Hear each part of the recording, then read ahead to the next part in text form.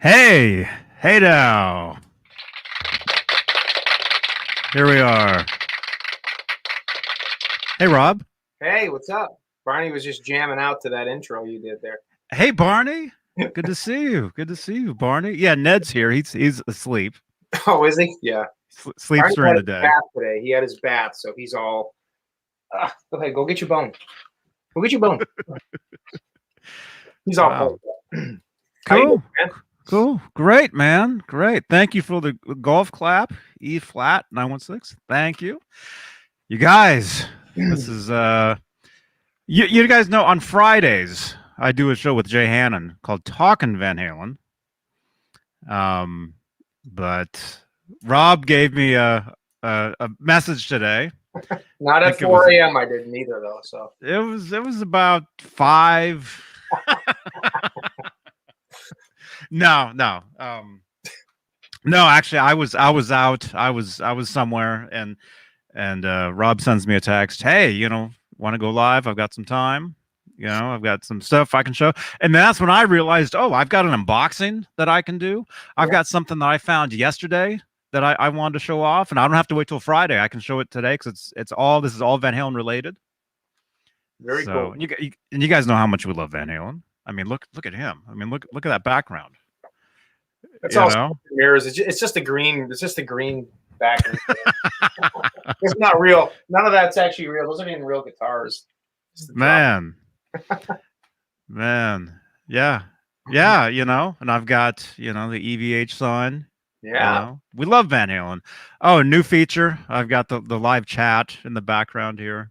very cool. You know, so yeah, yes. So yeah, welcome everybody, and don't forget this is a podcast. So look up on iTunes. I guess it's Apple, Spotify, iHeartRadio, radio.com, tune in, anywhere you get your podcast. Search for the Johnny Beane podcast and you can listen to this, and please subscribe to that stuff right there. Stitcher is another one. SoundCloud. So make sure to listen and subscribe to the Johnny Beane podcast. And here on the internet, we have executive producers for these shows like Charles Green, Joe Christian, Wayne O'Nameless, Thomas Santiago, Music Therapy Labs, Bent Tom, James Gum, Voodoo Child SJ, Mike Neese, Frank Corcoran, Michael Smith, David Ennis, Stephen Franklin, Dad Halen, John Moronic, Jimmy Ray Hawkins, and Steve Carmichael. Oh, crap, wrong button. Do you have one? You don't have one of these sound machines, do No, you? I gotta get one. It's only been 4 years. I haven't got one. Hey, Jeff Davidson. Hello. Hey, Alan. Alan Garber, I see you. Halface. So yeah, if you'd like to become an executive producer, you can become a channel member. So click the join button below. Try below the thumbs up button. Leave a thumbs up, by the way. And Alan says he can see the chickens boogieing. I said, yeah, I can see them in the window too. They're like dancing around out there. oh, yeah. You- oh yeah, there's one. Yep. Yeah, yeah. I think we've got chats going. We got the thumbs up from Alan, Thomas Santiago, Robert Richardson is here. Good to see you guys. Why am I leaning? It's like such a tight little space here, Yeah, yeah. What else? What else? Make sure to subscribe to the channel. Like it says down here, if you like Van Halen guitars, like Rob Johnson, make sure to subscribe. What else? Feel free to share this video on Facebook. Oh, we're live on Facebook in the Van Halen group, Van Halen 1974 to 2020, which is just, it's happening, man. It's people are joining like 100 people a day to that thing. Yeah, that's awesome. And I don't know if you're in there, but it's just nonstop, just great stuff. Yeah. Great pictures. You know, it's not as crazy as it was Right. a couple months. Like right there.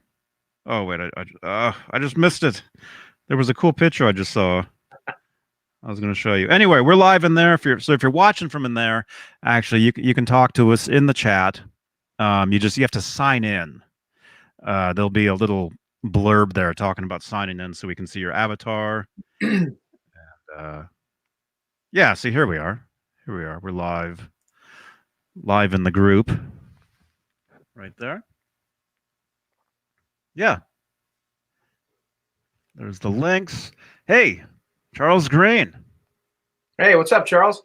Hey, and Wayno. Okay, here goes the loop again.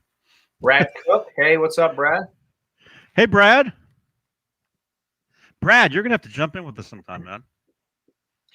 Alan, it's funny you said Dimitri, Jimmy, and Donnie Ward built the most amazingly obscure VH replicas. 5 minutes before we just went live, I was actually messaging Dimitri, Jimmy, whatever, and I'm like, hey, jump in, we're going live, and he's like, I'm going out for sushi. I'm like, I'm not as important as sushi. I'm like, come on, and he laughed. I'm like, order in, stay in. So I don't know. He may jump in, he may not. But if I was him, I'd want to get sushi myself too. I like sushi. And yeah, Donnie Ward and him have done some really, really, really cool stuff. I was actually just talking to Donnie the other day. My mini Les Paul, Dave Petulot guitar is going to be done pretty soon. So he would just touch a base with me on that. So it's pretty cool. Cool, man. Awesome. The sensei does need a sushi. Yes, he does. Let's see. So who do we got in here? Let's see. Where's the chat? Randy Price is here. Alan, of course. Nightbot, of course. Thank you so much. Brad Cook. Brad, yeah, you're gonna have to join us sometime to talk about some of this stuff, man. Simon Williams. Guitar Collector 12, Thrash Metal Fun Riffs, Chris Bevan, Stephen Franklin, channel member, Jeff T, channel member. I'm scrolling up. Halface, channel member, Jeff Davidson, Josh, Glenn LaFurman. Glenn's here, dude. Oh, cool. Awesome. Glenn LaFurman. Glenn is an awesome dude, man. I mean, yeah. Let's see. Who else is here? Everybody. E flat, Vinny. Oh, Vinny's in here. You know Vinny. Vinny, what's up, man? Jack Devine is here. What's up, Jack? How you doing? Jack. Jack, every single time I see you jam on Facebook or one of your riffs, man, I'll tell you, you just get me in the mood. I mean, you are an incredible guitarist. And I'll tell you, you got that Eddie face going because every time you're playing, man, you got the biggest freaking smile on your face. So keep that up, dude. I tell you, you're an incredible guitarist. It's pretty obvious. But I love watching your videos. Absolutely, man. That's awesome. Keep it up. I love that stuff. Nez says, "What's up, Dave? How you doing, buddy?" Awesome. Yo, man, this is awesome. Yeah, we awesome. Connor Johnson's here. Hey, is he in the next room? I be confused with my son, Connor Johnson. He never. Man. Wow. Yes. Oh, and yeah, of course. Yeah, it's Monday. Yeah, usually, I'm live Tuesdays, Fridays, Saturdays. But with Rob Johnson, it could be anytime. It could be four in the morning. Yeah. Yes. So anyway, we're live on Facebook, of course. And if you'd like to support this channel, actually, it's not YouTube. It's for Facebook. If you'd like to support the videos on Facebook, we've got Facebook stars. That helps. And then, of course, here on YouTube, there's super chats, and I can't even think. All kinds of stuff. But anyway, let's I'm I know you've got something you want to show. Let me go ahead. Let me show. I'm going to show you mine first. Okay. Yeah, go ahead. Yeah, go ahead. Because I've been talking about this thing for years. Yeah. Because Rob and we've been doing these shows for like what, 5 years? Yeah, I mean, you guys were doing it before I was, but I think I jumped on in 2015. That's when I kind of started doing it. I remember when I talked to you. I remember when I first called you. I remember where I was, and I was talking to you on the phone. Oh, and I'm like, dude. First show, it's a funny story. I was with my ex-girlfriend. We were in Chicago, Illinois, and she was out with her parents because her parents, myself, and her, we all flew into Chicago for a wedding. And she went out with her parents to get some stuff, and I was back at the hotel room just kind of hanging out. And I forget if I reached out. I think I reached out to you, Johnny, and we'd been talking for 15, 16 years at the time, but I reached out and we were just talking guitars and stuff. And Johnny was like, "Hey, you got to come on our show. We do this show." And I was like, "Yeah, that's freaking great." So I think it was a few days later when I ended up flying back home. I reached out and I got on you guys' show, and that was great. So I've been pretty much doing them ever since. And the only other thing I'm going to say real quick is my channel, guys. I know maybe not everybody in the chat room. I am going to do a show on my channel this week. Okay, on my own channel, Rob's EVH Guitars, Firearms, and Fitness TV. So hang in there, guys. I am going to do a show this week. I do have some time. I'm on vacation this week. We'll talk about that later, but I am going to do a show this week. So my phone has been blown up. Rob, when are you doing another show? When are you going to do a show on this and this and this? And it's fun to do. But, I am going to do one this week. So stand by, and I'll post something on Facebook and Instagram when I'm getting ready to do it. But it will be coming up in the next few days. Cool. Let me know, actually, because there's a new feature where I can actually send people over to you. Oh, that's awesome. Yeah. Like, not just like saying it. I can physically send people over to another channel. And so that'd be the perfect way. Let me know, like, before you go live, like whatever it is. Jimmy Carter, let's do it on Thursday. I don't want you in it. No, I'm doing it. What makes you special enough to be in my show, Jimmy? No, I'm kidding. We should definitely do that, Jimmy. Remember the last time we tried to do that at your house? It didn't go through. But yeah, we'll talk about that in a few minutes. Johnny's got to talk about something, and then we're going to get into Jimmy Carr and me hanging out on Thursday, because that is going to happen. Oh, well, the last time you and Jimmy Carr were on together, that was a Saturday night show. And the next day, we ended up with like 13,000 views. Do you remember that? I do remember that. Yeah. So Jimmy Carr, dude. Are you watching Facebook? Can you see the Facebook chat? I can't see the Facebook chat. I just see the comments coming up.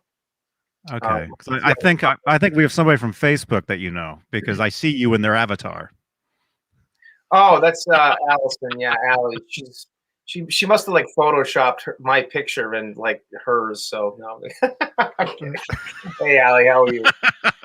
Allie is a friend of mine, and she's in the show. So if you guys see the avatar, there's a picture of the two of us together. So yeah, there it is. She wanted to jump in and watch the show, so that's cool. I'm glad. She is reading up on Van Halen as we speak.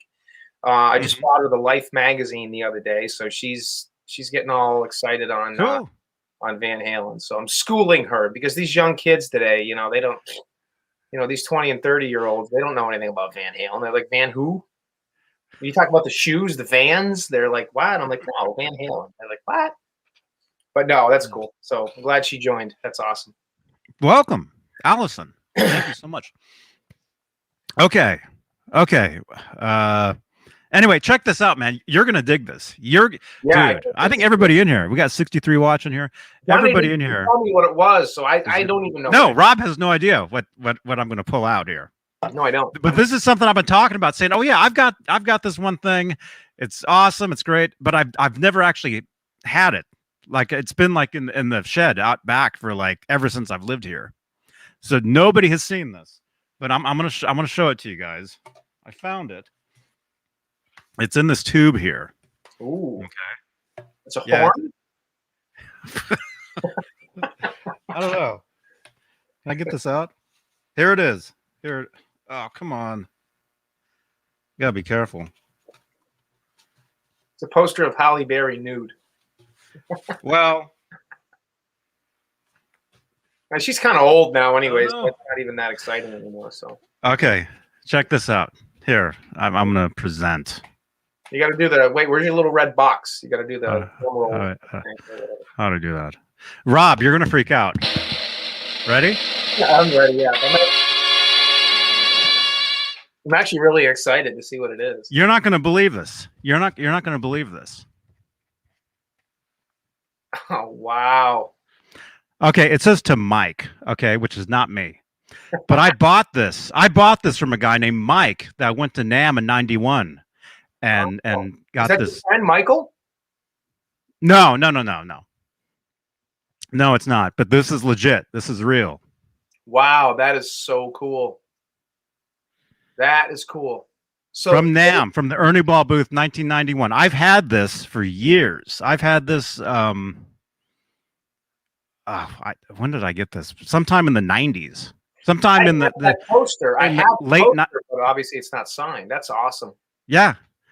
But I've been telling you guys for years that I've got a signed poster that I bought from some dude that was there. And I mean, you can, his signature. That's real. Yeah, no, that's legit. Yeah, that's look legit. at that. That is freaking cool. That is awesome. Yeah. Yeah. So anyway, thank you.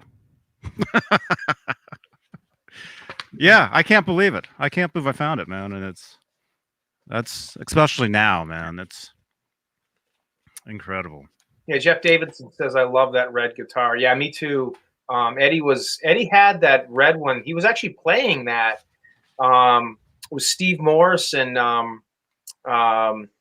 Albert Lee at a NAMM show too.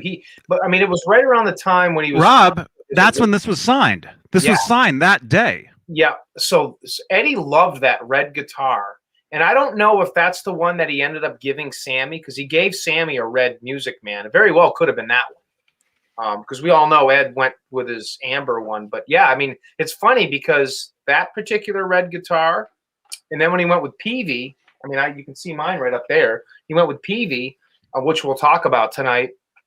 That was one of the prototypes that Jim DeCola built for Eddie, and it was a red guitar. And he always kind of played red guitars from the Signature series initially, and then he ended up going to different ones. But Johnny, that's an awesome poster. That's so cool. You got that. You gonna frame it? I should. Because I have another thing right here. Let's see. Let me show this real quick. Yeah. Yesterday, we didn't. I mean, I guess we can talk about this. Yesterday was the anniversary of A Different Kind of Truth. Yeah. Right? It's the Van Halen News Desk. Yeah. Came out like 9 years ago. Yep. Which is unbelievable. Crazy how time flies.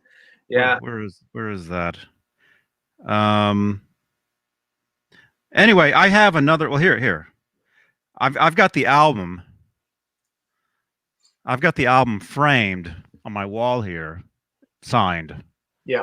Signed by Eddie. Yeah. And that was a gift from the Van Halens. They actually sent this to me. Back in 2016. Oh, I remember. We did a show and you showed that. Yeah, I remember. That's what I have. I have that on my wall. So if I'm looking, if you guys ever see me looking like right there, that's what I'm looking at. Yeah. So anyway, yeah, I could frame that poster, put it right there. Yeah. Yeah, that's cool one. That's definitely awesome. Anything like that is really cool. Like I said, I have that poster. Mine's not signed, but very neat. Very, very cool. Yeah. Yeah. And then I found some pictures too. Yeah. I found some stuff I hadn't seen in years. Like here's a picture of Eddie. I'm guessing this is at a NAMM show when he was with Kramer. Oh, that's a cool pic. Yeah. And so he's walking around, and it looks like he's like the guitars are on display or something. Yeah, that's cool. Yeah, that's got to be what, 86, 87, 88, maybe. 85. Oh, that's 85. Actually, there's text with it. This shot from 85 shows Edward Van Halen autographing Kramer Van Halen model guitars, it says, at a party held at the New Jersey home of Dennis Berardi. Wow, that's pretty cool. I found this in an old music magazine that I had, and so I took a picture. Took a picture of it. That's cool. That is pretty neat.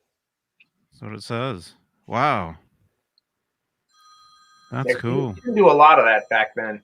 He did not do a lot of that. I mean, I guess maybe in the big picture he did, but he was very careful about signing stuff back, specifically the Kramers back in those days. So that's pretty neat.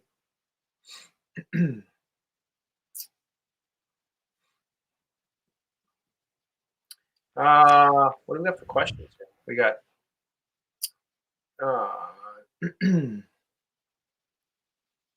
Yes, Clayton. Today is Music Man Monday. Absolutely, yes, it is. I was actually playing my Music Man this morning for a little bit. Daniel Greco says, "Hey Rob, what kind of 5150 stickers on Eddie's PV Wolfgang Sunburst, and where did you find them?" Well, they're both the same exact ones that are on the green and the Sunburst, and these are. This is the Sunburst PV Wolfgang, the one replica of. Well, it's not a it's a real Wolfgang. It's a USA neck. It's a special body.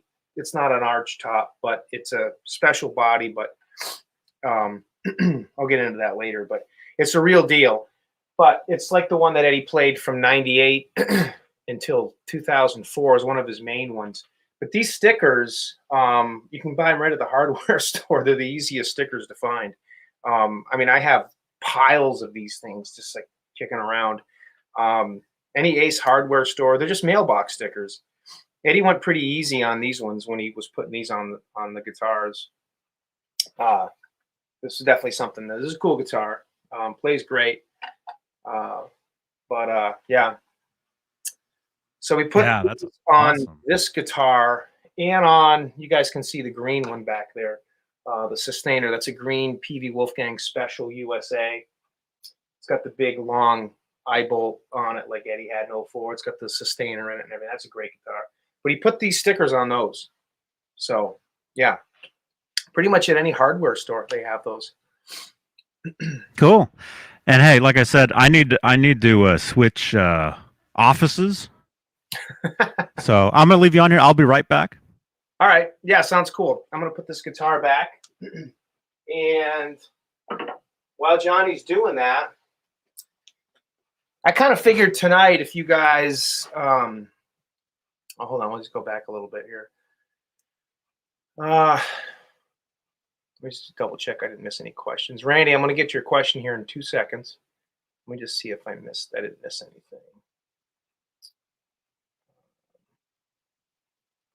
If I did, guys, just ask it again.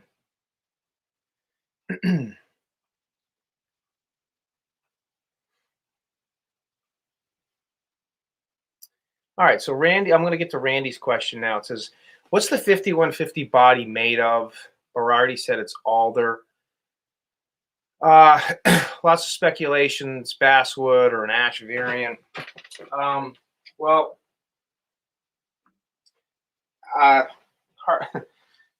Back in the day, or I should say, 20-something years ago. Here's mine, and mine is probably one of the closest and accurate replicas of. You can even see the grain, like Eddie's here. This is probably the closest replica I've ever seen in my entire life. Painted by Chris Hubbard, and it's got every little thing you can possibly imagine. I even got the right. Totally geeking out here, guys. But I even got the right screws, Floyd Post screws, the prototype screws, big fat heads on them. If you guys follow my Instagram or my Facebook, you can see some pictures of this. But back in the day, everybody thought it was Poplar because Paul Unkert said that they always used Poplar pretty much for mostly Eddie's guitars.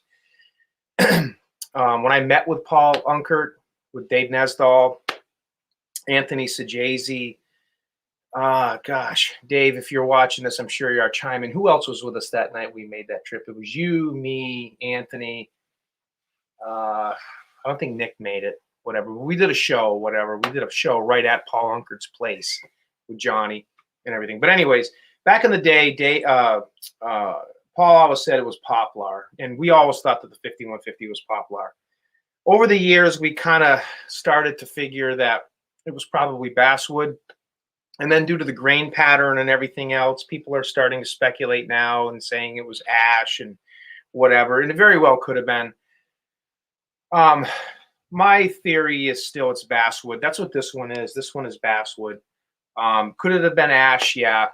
But I don't want to, Scott Smith is a really close friend of mine, and I don't like throwing names out, but Scott and Scott probably is, well, he's definitely in more of the know than I am. But Scott has always said that he thought it was basswood as well. So I'm always going to say basswood. I've seen some pictures of this guitar, the real one, that other people have not seen before. Really, really good pictures. And I'm going to still say it's basswood, but there is a possibility it could be ash. So it's probably either one of those two. That's my guess on the 5150. But I would die. I would die in that room. Yeah, well, my checkbook died in this room. You're only seeing half of it. There's a bunch of guitars over here. I have the I got a whole bunch of weird Kramers. I got the Steinberger GL2T. I got the multicolored tape. I got the Mini Hot for Teacher guitar. I have the yellow Kramer double neck. I mean, you name it. And there's more over here too. So what I thought we could do tonight, if there's any particular guitars you guys want to see, not just here, but just use your imagination. It's probably in here somewhere. Just let me know. Brad says, yeah, so Johnny and Rob, my buddy Dave Leslie from the band Baby Animals, yep, was given a red EVH Music Man when they toured with Van Halen on the Carnal Knowledge Tour. I think that's it. Yeah, Brad, I noticed you said that earlier, and then we didn't get to it, but it very well could have been. Just keep in mind, Eddie had hundreds of these guitars, so red, amber, green, black, purple, could have been any of them. Very well might have been that one. It's just so hard to say. He also gave Sammy one. But yeah, hey, very possible. But British Electric. Yeah, I'm a legend in my own mind. Yeah, I'm all smoke and mirrors, British Electric Blues. Like I said, it's all a facade. It's everything that I do is all just, like Eddie said, I just cheat. That's why it looks so cool. What do they say, Johnny? If you can't dazzle them with brilliance, baffle them with bullshit. That's my motto. Okay. Cool. Can you hear me okay? Can you hear me? Sorry, I had to move out to my other office, as you can see. Yeah, the car. Johnny's been banned to the car. I mean, it's better than seeing me sitting with a toilet seat behind me, Yeah. But yeah. Anyway, I had to move out here for a little bit. So whatever. Who cares, right? Yeah, who cares? Doesn't matter. Remember the days that I was driving in my car, Johnny, down to visit a significant other and in the car and parking outside and yeah. You remember those days? I don't have my keys. If I had car keys, I could actually drive a little bit for you guys. Tony, Fruitcake Tony, do you want me to do the unboxing today? I got something in the mail from Tony, and if it's cool, I'll do it. Thrash metal, if you want to burn out. Oh, look at that. It's garbage says ladies love Rob. LL Cool. Yeah, I just wish I had the amount of money that LL Cool J has. Fruitcake Tony says, what was Ed thinking in 04 with the elongated eye bowl? Well, I don't know if I'm going to answer your question. You're probably just making a statement. You probably already know what this was for. But just in case you didn't or anybody else doesn't know what it is, because I get these questions all the time. What is that stupid looking rod sticking out of the guitar? Well, believe it or not, he started using these things, not this exact type, back in 98. Although back in 1998, during the 3 tour with Sharon, it wasn't this particular eyebolt. He was using a microphone, like speaker rod, speaker cable. And if you scroll any of the pictures, I have them on my phone, but it would take me forever to find them. He was using them too. So pretty much in the 1998 tour, and then in the 04 tour, in the 2007 tour, although he wasn't using any of this stuff in 07, but in the 98 and the 04 tour, Eddie was not wireless anymore. He was using a cable again. He wanted to kind of get back to his roots, and Eddie was kind of in a weird state of mind. We all know that. And, you know, his sound totally changed, like it or not like it, whatever, it doesn't really matter. His sound changed because Eddie was always changing. He was a tone chaser. We know that. His whether we liked his tone or we didn't, whatever it is, you know, he was always searching for something. So one of the things that Eddie did was he in addition to changing his amplifiers and his rig and his gear and all that other stuff, he went back to using cables. So the idea behind the microphone speaker cable and this thing, even though it totally destroys a guitar, is when he would plug in, okay, because he was using a cable, he wasn't using wireless, the cord would come out of the guitar and he would run it up through here. So basically what would happen was when he was playing, and I'll stand like this would basically keep the cord out of the way so he wouldn't trip on it. Never really worked because he was constantly tripping on him anyway. If you watch any of the bootlegs, he was constantly kicking the thing. Well, but what would happen was long cable up here, and then it would go over here. So when he would jump and do his crazy, you know, splits and stuff, all this did was keep the cord a little bit more out of the way. That's pretty much all these things did. That was the purpose of these things. And he even had one on the 5150 in the 04 tour, because this guitar was on the 5150 tour, or excuse me, on the 04 tour. And you can see the Swiss cheese here. Here's the big hole right here, and you can even see the nut that was inside there. And this is about as, like I said, about as accurate as the real deal.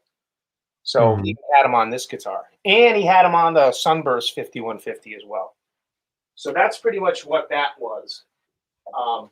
And he abandoned that theory, so to speak, in 07. So he was still using a cable in 2007, but he let go of that rod coming out of the guitar thing. He wasn't doing that anymore. He just kind of had the cord kind of going up through the eye bolt, you know, the strap lock thing, and just was kind of like that. But yeah, that's what that was basically for. Because it was a super long cable. Yeah. Like, and I think it was like really thick too. Yeah, they were like yellow and black, like plastic, like. So it was probably pretty. I would think it was a pretty heavy cable. Oh yeah. So he would have to have, in order to run around and jump around with a cable like that, you can't just, you know, tuck it underneath your strap, you know. So right. I can see why he was using that. Oh yeah, me too. You know? And he was always inventing stuff. So I think that's pretty cool. What else we got for questions? You know, and by the way, got 94 people watching.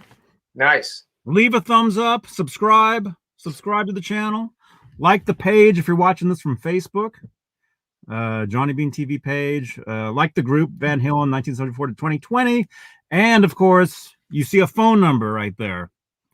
You can text us. You can text us questions. You can text pictures. A lot of people have been texting us in like selfies, like while they're watching the show. Yep. You know, you do take a selfie while you're watching, you know. Feel free to send some stuff in to that number. Compliments. Yeah, 415-952-3263. And on playback, like anytime, like from now on, any one of these shows you're watching in the future or whatever, you can always use that number. You can always text, you know, pictures and Van Halen pictures if you got you know, whatever. Yeah. You know, Lawrence says it wasn't the cord that made him trip. Yeah, no comment, but duly noted. Although I will say, when you're running around the state, I mean, I know what you're trying to say, Lawrence, and it's funny, and I agree with you. Yeah, it was a kind of a rough time for Edward at that time, but I'll give the guy all the credit in the world. And if you read Sammy's book, Red, and everybody I never read it. Yeah, you haven't read that? I've got 4 autographed copies of it, and I've never read it. Oh, you got to read. It's a great read. It's like Eruption in the Canyon. You got to read that. It's just you can't. I've never read that either.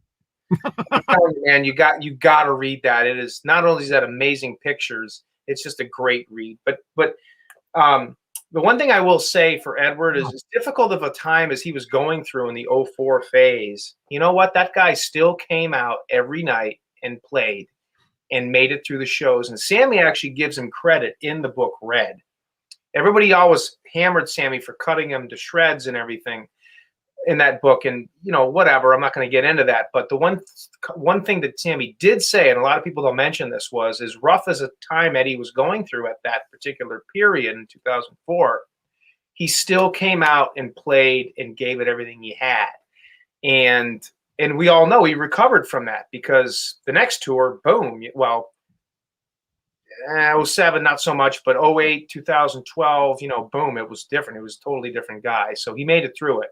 But I still enjoy watching those '04 shows. It's not the best playing, so to speak, but I love watching those shows because it was a phase of Edward that we kind of, I like all different phases of the Van Halen stuff. I love shows where, he may not play, great. It makes me feel better as a guitarist. So, but I enjoy all that stuff. Chris Hubbard and I talk about it all the time. We're like, oh man, I love watching the '04 shows. It's just fun. It's cool to see him make some mistakes and some stuff like that, because it shows he's a human being. But the guy still made it through. So I think it's kind of cool. Miles says, "What's your first Van Halen replica guitar you made?" I think we talked about this in a show once before, but when I started building these guitars, it was right around the time Johnny Beane and I started talking, which would have been like 97, 98. Well, I think we started talking in 99. It was either the very, very end of 98 or sometime in 99 is when we met. It was the Van Halen trading. And see, Rob and I used to talk like once a year or something. We would Skype. Yeah. We're doing exactly right now. Rob and I would do, and we would catch up and talk all this stuff. Yeah. And then fast forward, some years later, that's when I got the idea of, hey, why don't we do a show where we talk, do this stuff, but do it live. My phone's turned off. Can you get on my Facebook page and show the picture of you and me at NAMM a couple of years ago? The first time we actually met after 20 something years. It's on my Facebook page. I took the picture when I think Johnny and Caleb and I met there. That was when I went to California for, I don't know, been out there a million times, but went out for my ex-girlfriend and I brought her out there and went to the NAMM show. And I actually physically met Johnny for the first time, and it was cool. It was great. After almost 20 years of knowing the guy and talking to him and doing shows, finally got to meet him. It was so much fun. We had a great time. And we went to the Hard Rock Cafe and hung out and saw the Neptune Kramer and had dinner. Caleb was there, from Nerd Halen. It was great. It was just such a great time. Got to meet a whole bunch of cool people and see a bunch of people that I'd seen before, but it's always fun going out to California. I love it out there. I'm going to try to get out there this year, actually, hopefully with the COVID thing. Oh, by the way, I have had both shots. My COVID shots are done. I've been completely vaccinated, and I didn't even get sick off the second shot. Everybody's been getting sick, like down and out, massive headache, like wicked, like just trash for 2 days. My arm hurt a little bit, but I was fine. Cool. Okay, so this isn't the picture you were talking about. This is another one I found. Yeah, that's great. Yeah, that's an awesome picture. Yeah. There's like everybody right there. That's everybody. Yeah, that was in one of the NAMM booths, right? Yeah. Yeah. That was maybe that was that same day that I took that picture because I'm wearing that same shirt. Right. You've got a lot of pictures, man. I'm looking. Oh, but real quick, while you're looking, Hmm. Miles, I never got to your question. What was the first Van Halen replica guitar you made? I think I bought a Kramer Pacer back in 1996. I don't have it anymore, obviously, but it was a Kramer Pacer Deluxe. I think it had a pick guard. It was a humbucker, single, rosewood neck, pointy headstock. And back in those days, I mean, you couldn't give the Kramers away. Nobody wanted them. I mean, I did because we were Van Halen guys, but they were like, 150, $200 back in the mid 90s. And that's when I started talking to Scott Smith, started playing guitar. I'd been a Van Halen fan for years, but I hadn't seen them since, I mean, the first show I actually saw them in is the Balance Tour. And that's when I was just like, boom, it's all over. I've been hearing Van Halen for years, loved them for years, but I never saw them live until Balance. And then, like I said, at that point, I was like, it's over for me. I'm going to start playing guitar. I was 22 years old. So I got kind of a late start on it because I was always martial arts and working out and stuff, which I still do. But I didn't get started playing guitar until I was like 22 years old. But the first one was a Kramer Pacer Deluxe, and I striped it all red. It was cool looking. And then after that, I was like, it never stopped. Man. 20-something years later, Yeah, check this out, man. Our buddy Glenn LaFurman sent in a few pictures that he took. Oh, cool. Here's one right here. Oh, look at that. That's awesome. That is our favorite Van Halen guitar. That's 1985 right there.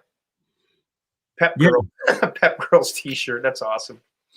Yeah. This picture was for the Kramer catalog. I remember. So there's that one, and then there's another one of him and Dennis. Right here. Oh, that's a cool one. Look at that. That's awesome. Very cool. Thank you so much, Glenn. Amazing. Jeff, yeah, I agree with you. Besides all that, California is great. Yeah, that's for sure. Wayno says, Rob, can I ask you how you got both shots already? I'm a firefighter. Next week I get my second. Yeah, well, yeah, I'm a deputy sheriff at a correctional facility, so I'm a police officer. So I'm a central employee. So I was pretty much forced to get the shots. I probably wouldn't have got them if I hadn't been forced to get them because I don't want to get into that piece, but I didn't quite trust them, and I still don't. But it is what it is. So that's how I got them because of the job that I do. My mom and dad are both 70 and they're waiting to get them. So I feel kind of guilty. Here's me, 47 years old, and I get them both, but it's because of the job that I work in and what I do. That's why I got them. Mm-hmm. And hey, our friend Brad, I see you, Brad Bolin. I see you, man. He sent us in a picture. Thrash metal. That's right. Thank you. Oh, cool. Look at that. That's the, oh, hold on. I'm going to find a magazine to, because I got them all right here. Brad, awesome picture, man. Is that, which one? Oh, that's the one he did. Yeah, that's a great picture. Brad, Hubbard did one of those guitars. What Brad is showing is this guitar. This is the Dirty Water Dog guitar with the 3 piezo pickups. Was never released. This guitar was never released to the public, but if you're like Brad, one of the cool kids, you build one. So, yeah, that's a cool. This book was from 1998. Johnny, you got this magazine? I did. I bought that brand new. I remember I bought that. It was literally I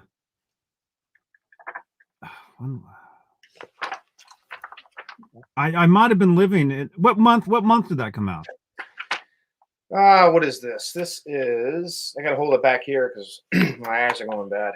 March of 1998. So that's right around when the tour started. January. Okay, so I was already living in Miami. You were in Miami? I thought you came from Phoenix. Well, originally I'm from Phoenix, but I moved to Miami when I started working with Desmond.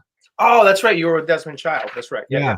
Yeah, and so yeah, so I would have been. I came back here to visit, and I remember walking into the Guitar Center in El Cerrito, California, and buying that magazine. Yeah. I And think also, I got it at a Stop and Shop. If I think back. yay, hey now, Jay Hannon. Yeah, Brad says I actually acquired it from. Oh, that was the one Hubbard built, right? And you got it from. That's right. He told me that. Yeah, it's a great guitar, man. I almost got that guitar.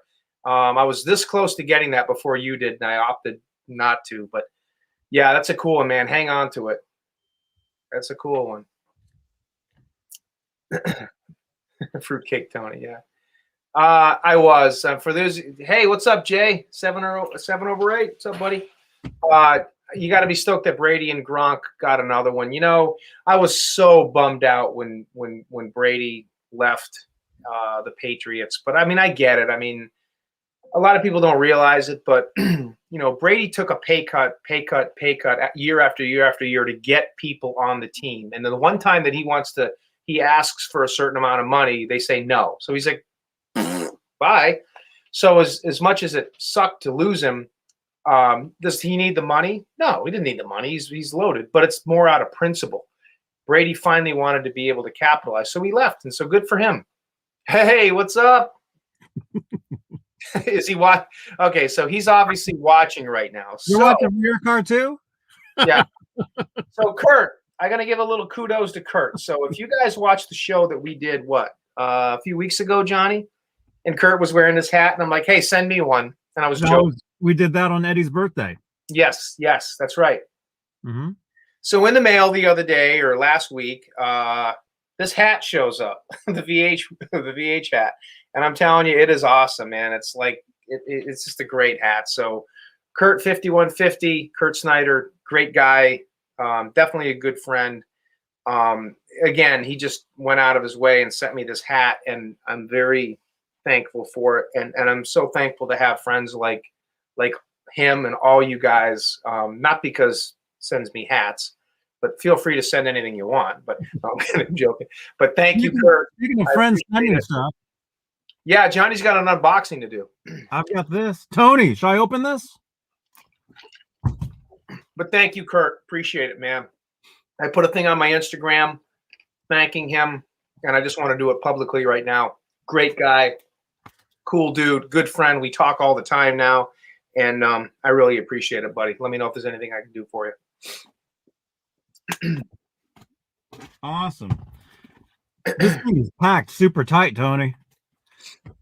I don't know if I can even open this. I'm trying. Oh, Johnny, I don't know what, but oh gosh, this just came in the mail today too. Oh my gosh, big ass anvil case. I don't even know what's in it. Ugh, thing's heavy as hell. Go ahead. Sorry. Oh my gosh. No, that didn't come in the mail. I've had it for long. Tony, Fruitcake Tony really knows how to pack something, man. Fruitcake, you're not one of those guys that puts like a big box and then a little box and then another little box and another little. Yeah. I don't know if I can even get this thing open. I don't know if you guys can see behind me. There's some construction going on. I don't know if you guys can. I can see a garage or something, or like a shed. Yeah, that's my shed. Yeah, that's where that poster was. That poster has been in that shed the past like 6 years. Very cool. Tony. Oh man. Rob, you're gonna go crazy, man. You're gonna go nuts here. I'm dying to see what it is. You're gonna go nuts. Tony, wow. This is dude. Look what Tony sent me. Oh wow, that is so freaking cool. Look at that. That is cool. A Van Halen baseball jacket. That is freaking badass. That is neat. That is cool. That is cool. Tony, thank you so much, man. Oh, that's awesome, man. That's great. Very, very cool, Johnny. It's amazing he got this packed into that box. That's amazing that you did that, dude. That's a feat under itself, you know. Just to get it in that box. Halface says that's rad. That is rad, man. That is freaking cool as hell. This is nice. Hey, Brenda, what's going on? How are you? This is really nice. I love those jackets. Yeah, those are cool. There's just the style. I always like those. That's cool. That's pretty neat. Wow. Oh yeah, this will definitely fit me. This is actually a little bigger. It's a little bigger than I am, but I can definitely wear this. Tony, thank you, man. Very, very cool. Thank you. Wow, you're getting hats. I'm getting jackets. Yeah, I know. It's awesome. Between Tony and Kurt, man. Somebody just needs to send us some underwear. Yeah, I know. I don't wear it. I don't wear underwear, but I mean socks. I mean, you guys want to send me some socks? You know? I'm kidding. Well, I mean, never mind. Wow. Isaiah, I love the stream too. It's good. What else we got for comments? Yeah, that's a great gift. That is freaking cool as hell. Thank you, Tony. Thank you, man. No brown underwear. I definitely don't wear brown underwear. What else we got? Let's see, who's this? How many? Wait, who sent this? Oh, Brad. Oh, it's Brad again. Oh, no brown underwear, along with no brown M&Ms. So. Okay, here's some of Brad's guitars right here. Yeah, so cool. He's got the Steinberg. I mean, the Steinberger PV, the Fire in the Hole guitar. Those are two guitars right there that are. I mean, they're obviously custom, but I'm sure he's got. Well, I know he does. He's got original PV necks on them, but those guitars are really, really cool. And those are two guitars I don't even have. I'll probably get at some point. I will, but Brad, those are awesome, man. Those are great. Hang on to those, dude, because those nobody has those. I mean, a few of us do, but mostly nobody has those. Okay, and he's also asking us how many trans black Ernie Ball Music Man EVHs did they make, if you happen to know. There's like a still from the Entertainment Tonight. Yeah. Off the top of my head, I don't know, but if you get on Google and type in Rock and Roll Weekend, that will bring you up to a page. It's a Van Halen, Ernie Ball Music Man, PV Wolfgang. Well, it's actually a PV Wolfgang page dedicated to Van Halen, but there's also a Music Man page on there. And in that page, if you go to the Music Man page, it will the guy that writes it states he pretty much says, you know, there's between 5,000 and 6,000 Music Mans that were made, but he gets into each color and he talks about how many blacks were made, trans black. So if you go to that Rock and Roll Weekend and then click on the Music Man link in that page, it's a great page. I mean, I still go to it. That's going to answer your question. Hey, James. Kurt, yeah, Barney. Barney's upstairs. Barney, what are you barking at? Come here. Barney, come here. Barney. Damn. You guys hear the horse? Come here, Barney. Dan Caravetta sent this in. Oh, awesome, man. Oh, that's cool. Is that blue or purple? EVH. I think it's the purple one. Oh, that is freaking cool. Look at that. Now that is cool. That's a cool guitar. I've actually looked at that guitar before, not that particular one, but that model, and been like, I got to get one of those. Those are really neat. Yeah. I saw it at the NAMM show. Yeah, it's purple because you can see the headstock. Yeah, those. Yeah, yep. That's a great guitar. That's one I would like to have. Hey, what's up, David? Awesome. David Schneer. What's up, bud? David. Wow. Well, so I don't know if Jimmy Carr is still here. He hasn't said anything in a little while, but I'm on vacation this week, so I'm getting some things done and getting some stuff squared away, and working out and playing guitar and trying to do a bunch of stuff that I enjoy doing, but at the same time, getting some of the essentials done, getting my taxes done. I got my taxes done. Mhm. Hope I don't owe anything. But on Thursday, the 11th, I'm going out to see Jimmy Carr. I'm going to drive out to see Jimmy, and we're going to spend the day together. So that'll be kind of cool. So Jimmy had said, maybe we'll do a show. We'll do like a live.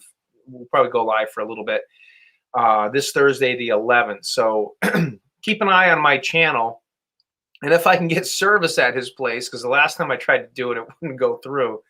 We'll be taking some pictures, playing some guitar, and just kind of hanging out. Jimmy's always fun to hang out with. So I'm going to go out, and I'm actually going to do a couple of things to his 5150 guitar, a couple of things he wants me to do to it to modify it for him. So I'm going to do a little bit of that. And yeah, we're just going to have some fun. So Eastern time, I should be getting there around 10-ish. So I'll probably hang out till, 3, 4 o'clock and then head back. So this Thursday, definitely check Instagram, check Facebook, and keep an eye on my channel, because we'll probably go live for a little bit, and we'll be jamming, playing. And I mean, I don't play drums, but Jimmy does.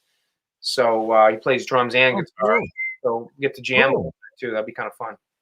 Oh, that's awesome. Yeah, and again, let me know.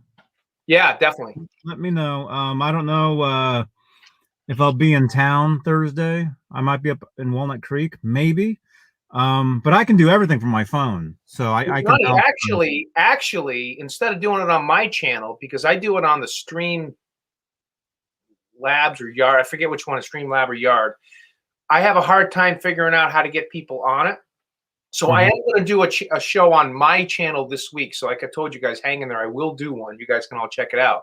But Johnny, if I text you that morning when I get there, I mean, it'll be like 7 a.m. your time. But if I get there around 10, I send you a quick text. If you wanted to go live on your channel, send me the link. I'll be on my phone. We could still do it. Okay. Yeah. Yeah. Figure something out. Yeah. Yeah. Yeah. Just send me, get a hold of me. And we're getting text messages here. Yeah. We're getting messages. Kurt says, what guitars are you taking to Jimmy? So I'm taking my 5150 because he wants to see that. I'm probably going to take my new Star. You guys probably all want to see the Star that I just painted. Yeah. But yeah, I'm not. He's going to get back to me. There's a couple guitars he wants to see. What else? Maybe anything new? George Lynch Tiger Stripe guitar. He has one, but he hasn't seen my new one. And real quick, guys, while we're doing the show here, I got another hour or so. If there's any particular guitars you guys want to see tonight, just throw it out and I'll grab it. Cool. Somebody sent in a picture. Is it Isaiah? Yeah, Isaiah. He messaged us earlier. Isaiah sent in. This is my current Frankenstrat project. Oh, cool. Yes. Here's Isaiah. Yeah, Isaiah sent me that on Messenger the other day. Looks awesome, dude. Isaiah's a great guy. He's kicking ass with these guitars. Very, very cool. He just painted that. Cool. Nice job. Very nice job. That looks great, dude. Awesome, man. I saw that either yesterday. I think yesterday I saw it. You're really cool. Robert. Oh, when is Wolfgang Van Halen on Jimmy Kimmel? I think that's this Thursday. Yeah, it is. It's the day I go to Jimmy's. Yeah, that's gonna be cool. Jimmy Kimmel's? Huh? Yeah, Jimmy Kimmel. Yeah, Jimmy Carr. Wolfgang's gonna be at Jimmy Carr's too. Yeah, that would be cool. All right, so that's this Thursday. So that would be that'd be in the evening or at night, whenever that show airs. This is before I touch some paint. I gotta turn my phone on because Fruitcake Tony just asked a question, and I got to turn my phone on so I can show a picture. I apologize if you hear ding, ding, ding, ding, ding, ding, ding, things going off because I'm sure my phone's been exploding. Oh, my phone goes off nonstop. Joke Riddler, yes, that is a Kramer ad guitar replica. It is, and I can show it to you if you want to see it. So,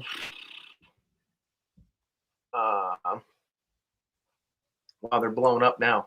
Fruitcake Tony, will the Snake Dragon when's that gonna be back? So, I got a message from RCA Guitars the other day from Mr. Jeff Rich, and the guitar, he did only show me the back. This is the back of my Snake Dragon. It's done. Now, I requested one thing. It's the real guy that did it said John Sterry. It was John Sterry, the guy. He's a furniture guy. I wanted the same exact style, but I wanted to say Jeff Rich because he did it. So this is the status of it now. That's, oh my gosh. Uh-oh. All these damn ladies keep messaging me. No, You always gotta be careful showing your phone to the camera. That's the yeah, I know, right? That's the back of the body. That's the snake's head.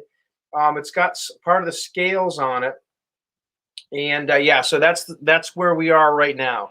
So we're thinking within the next couple of months, should be done. So yeah, that'll be awesome. I'm really, really, really excited about that.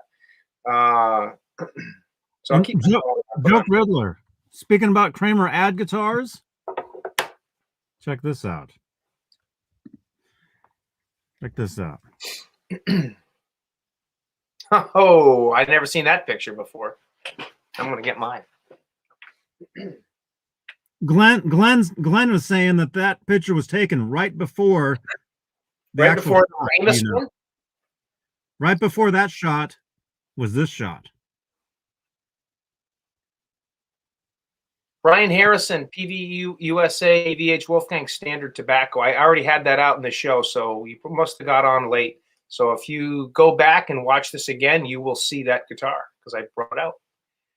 And Joke Riddler, is that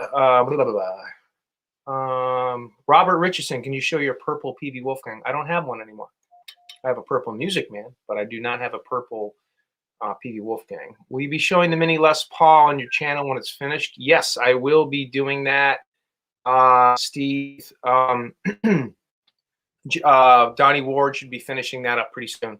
That's another great picture, Johnny. That's another great picture. Yeah, they're all Glenn LaFerman's, man. Glenn LaFerman did all the amazing Van Halen pictures that we all know. I mean, and more, man. I mean, yeah. like Eddie, like at Kramer, you know, playing a Duke bass.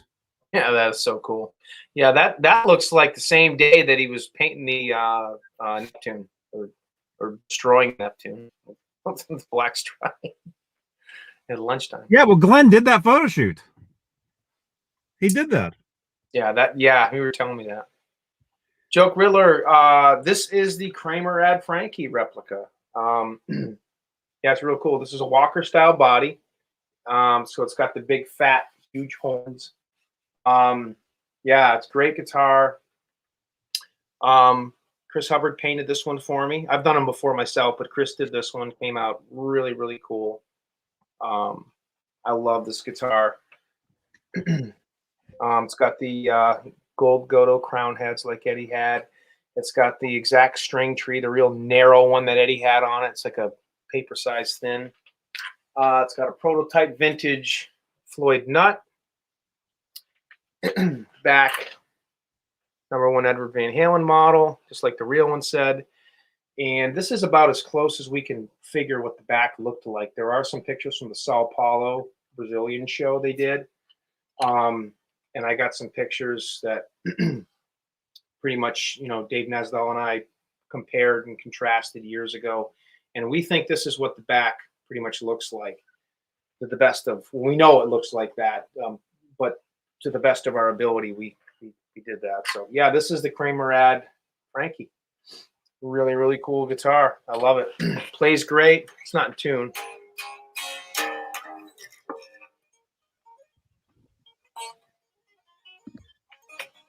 Yeah. Great guitar. Cool. That's a fun one. Kramer Ad.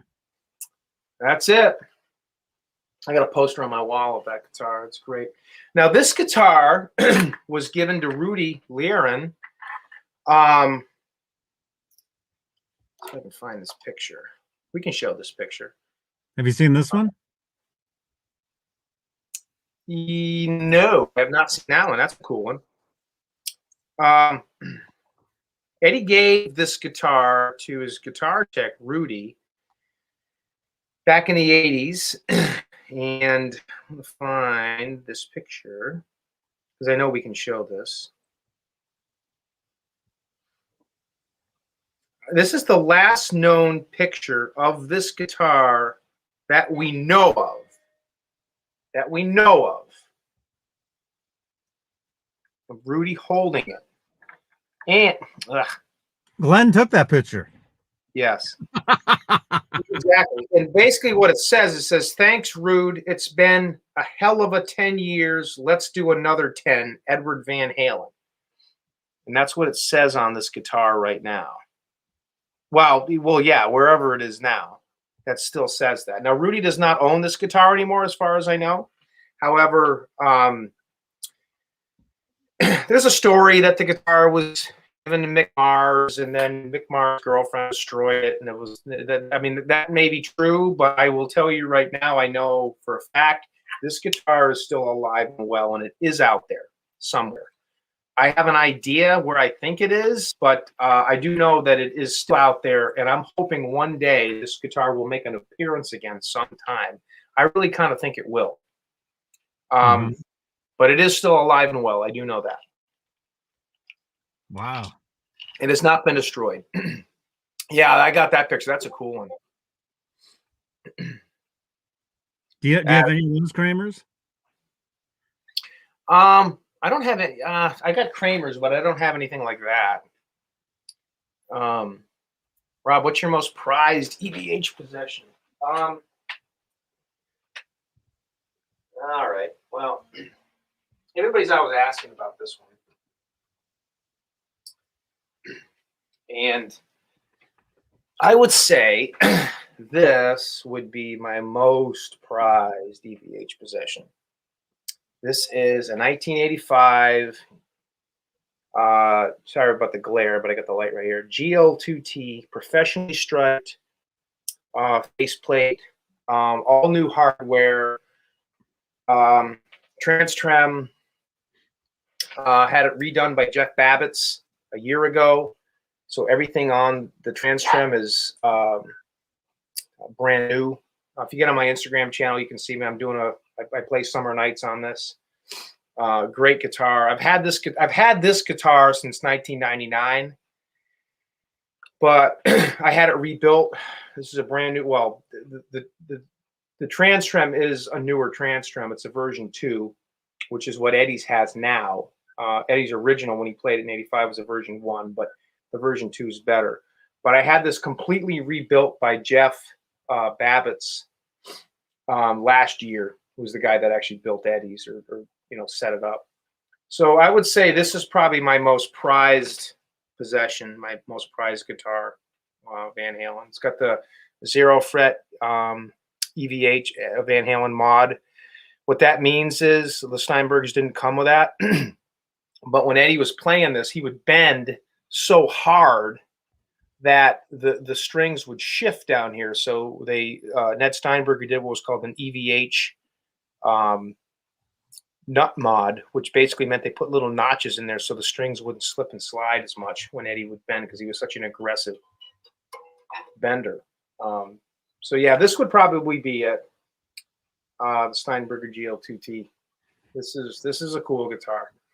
And there's no way I could ever afford another one of these again. I sold this guitar back, got it in 99, sold it in 2002, I think it was. And then I reacquired it in like 2004, like just out of the blue.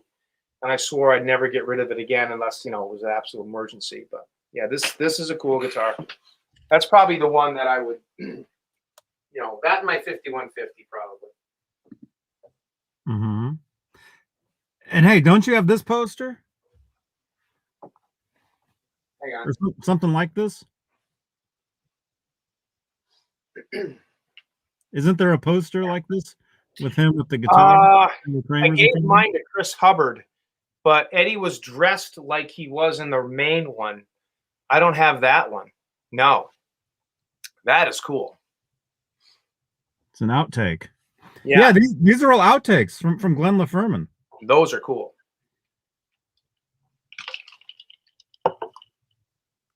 Yeah, there's all kinds of them.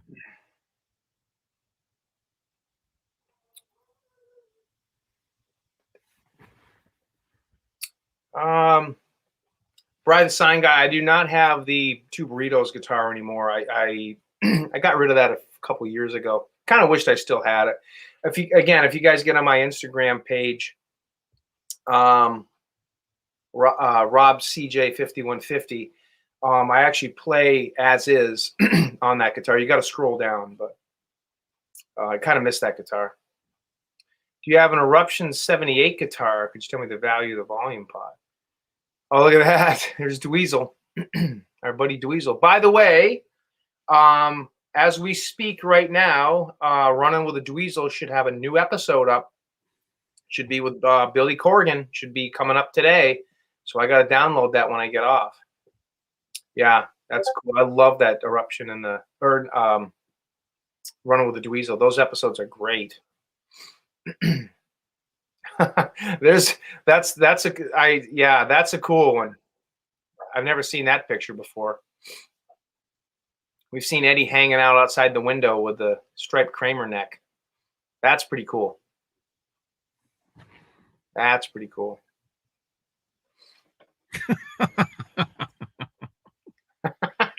That's pretty neat. That's cool.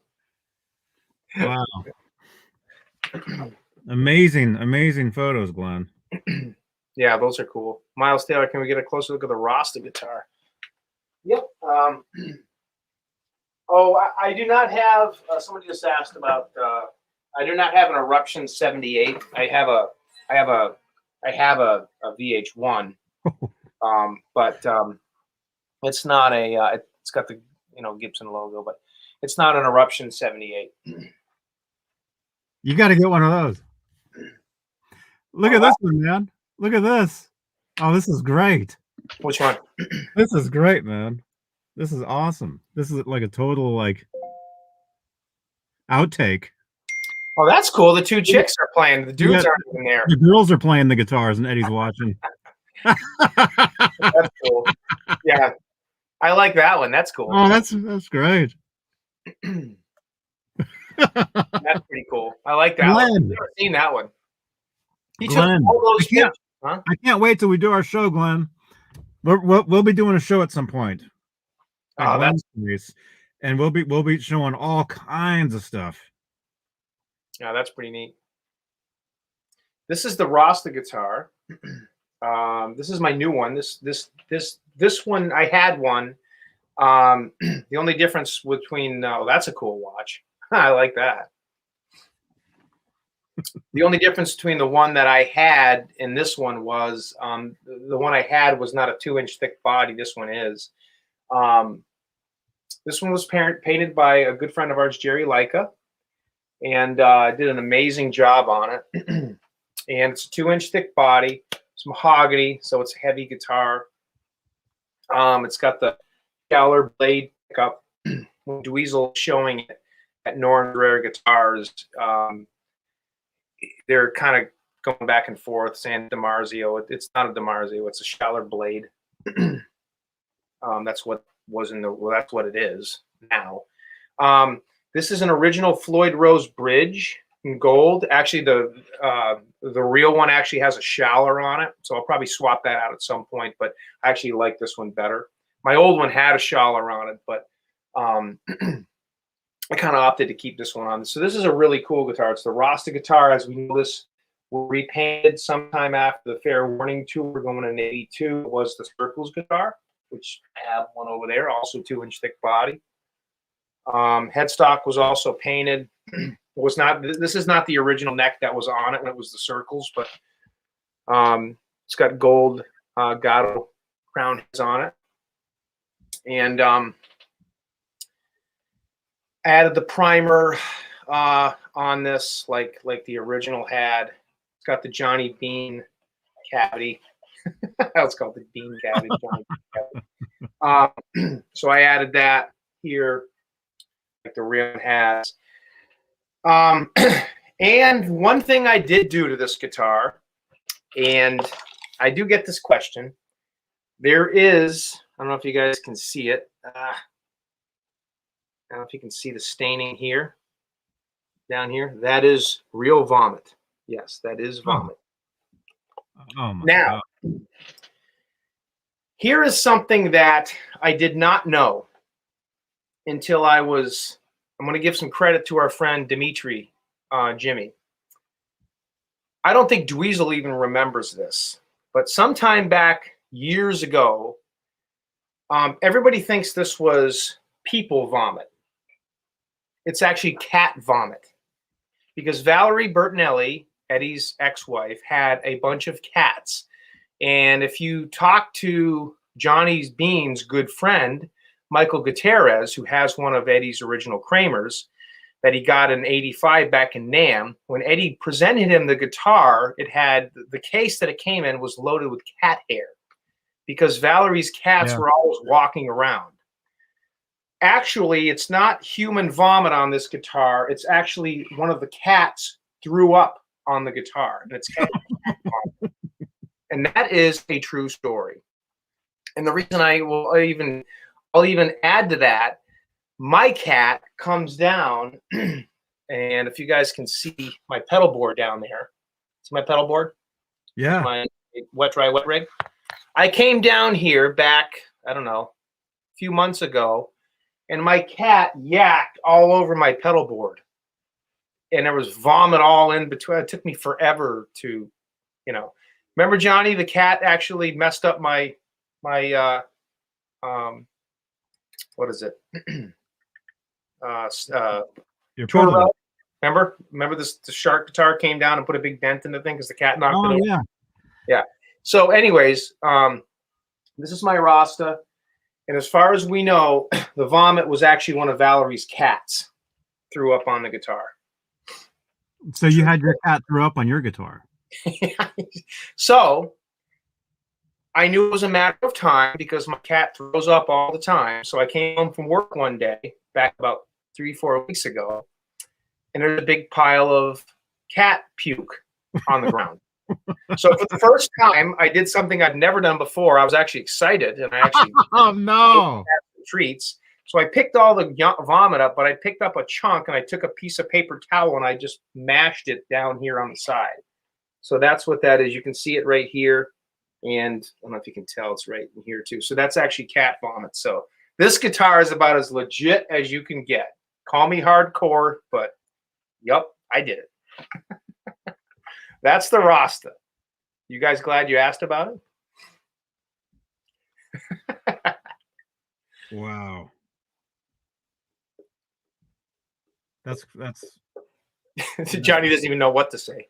So Johnny, you got to get a Rasta and let Ned throw up all over it. Daniel, my action is about as low as you can go without buzzing. That's how I like my action.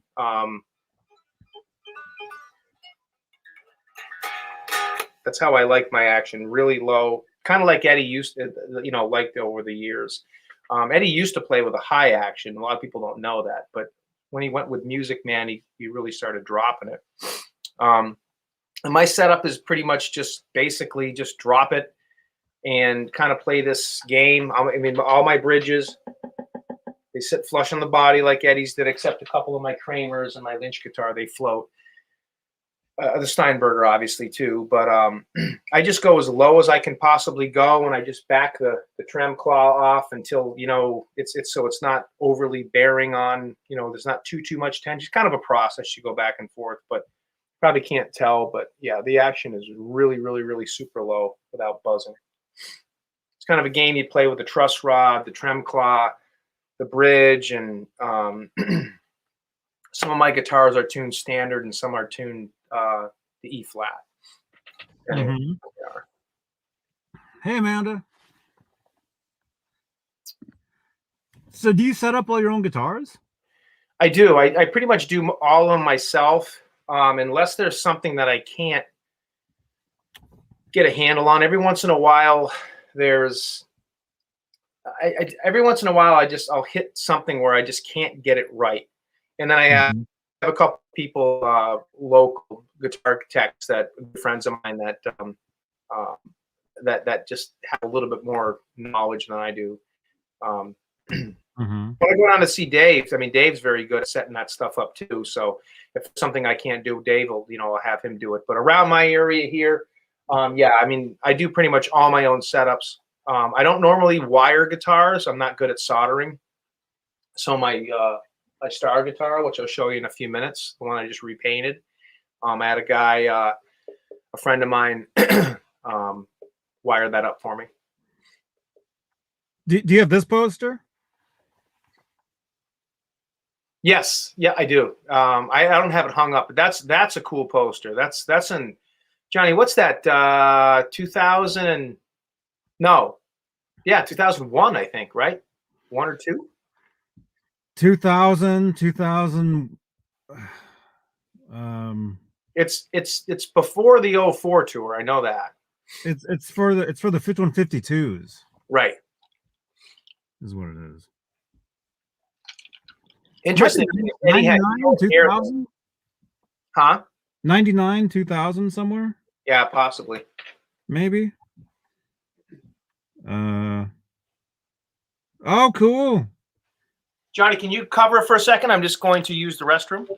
Sure. I'll be right back. Amanda, you just posted a selfie in the Discord. I just got the alert.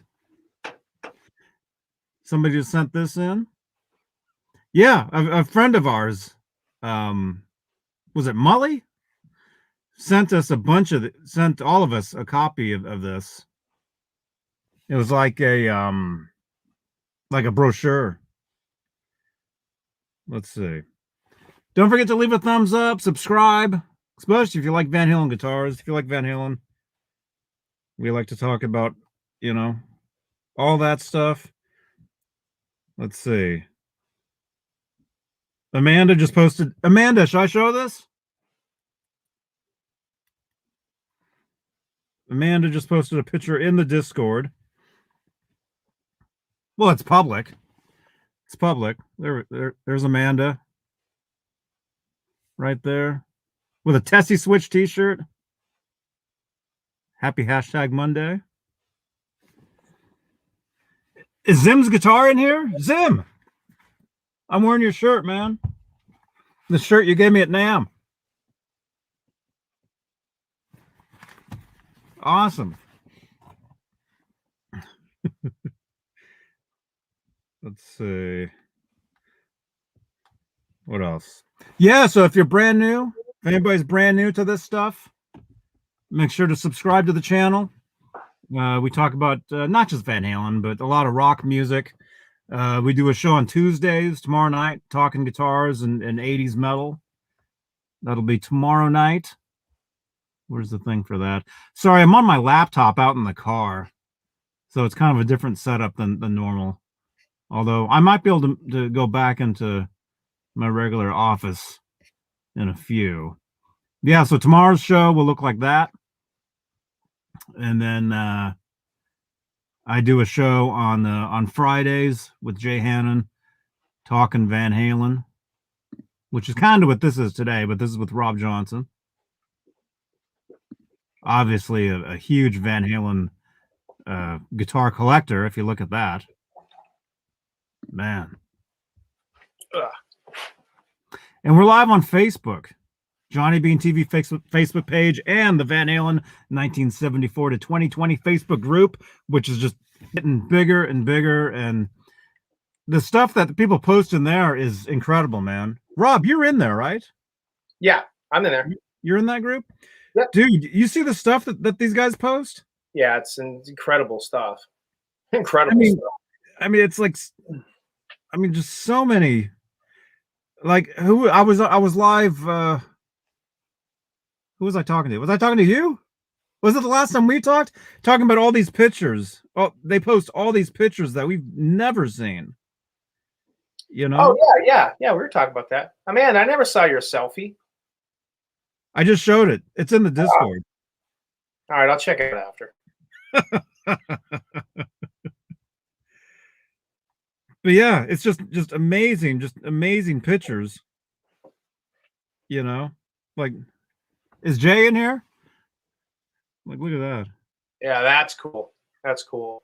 And that's the cool thing. I mean, all this stuff is just coming out now, like all these cool pictures. And what I posted the other day, you know, the Irvine show, which I gotta say, Johnny will appreciate this. Johnny, remember Ron Higgins? I remember his name, yeah. So, I mean, you can see this on YouTube, but the Van Halen Irvine, California, October 15th, 95 Pro Shot show just showed up on YouTube a few weeks ago. And I posted because I was like, whoa, this is so cool. And everybody's been raving about it. And, you know, Sammy's voice was kind of shot, but still it was great. And Ron Hagen sent me this in the mail the other day. He sent me a DVD of the actual show. He ripped for me. And wow. It's great. It's the YouTube, version. But yeah, he sent me a DVD of it because I love this stuff. I love this stuff. Yeah. The only song that they didn't get on the YouTube, nobody knows this. They did play Pound Cake at the end, but Pound Cake wasn't included. They must have cut the video.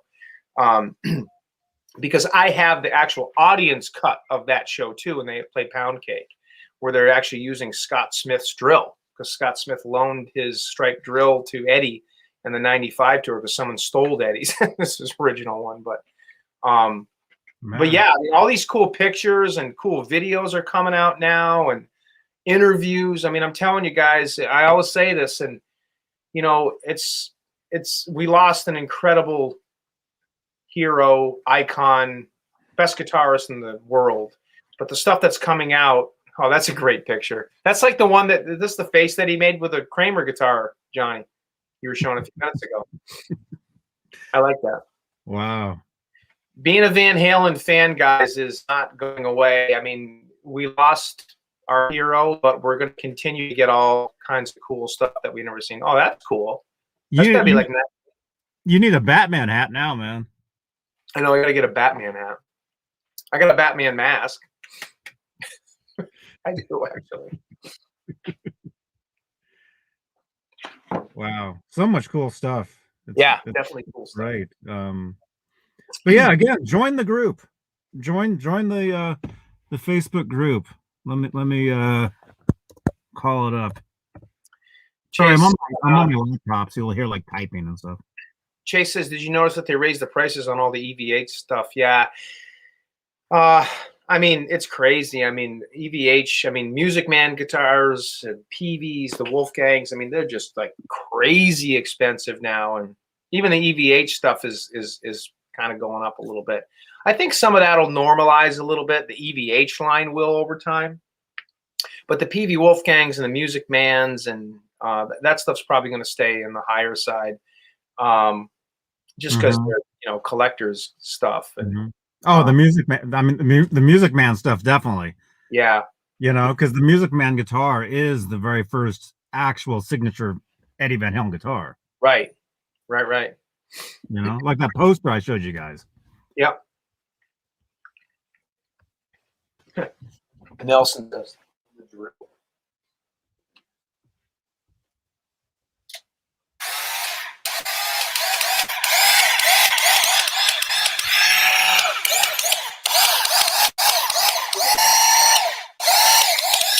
This is the real one.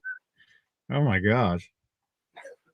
And it does sound cool as hell when on the guitar, by the way, too. Oh yeah.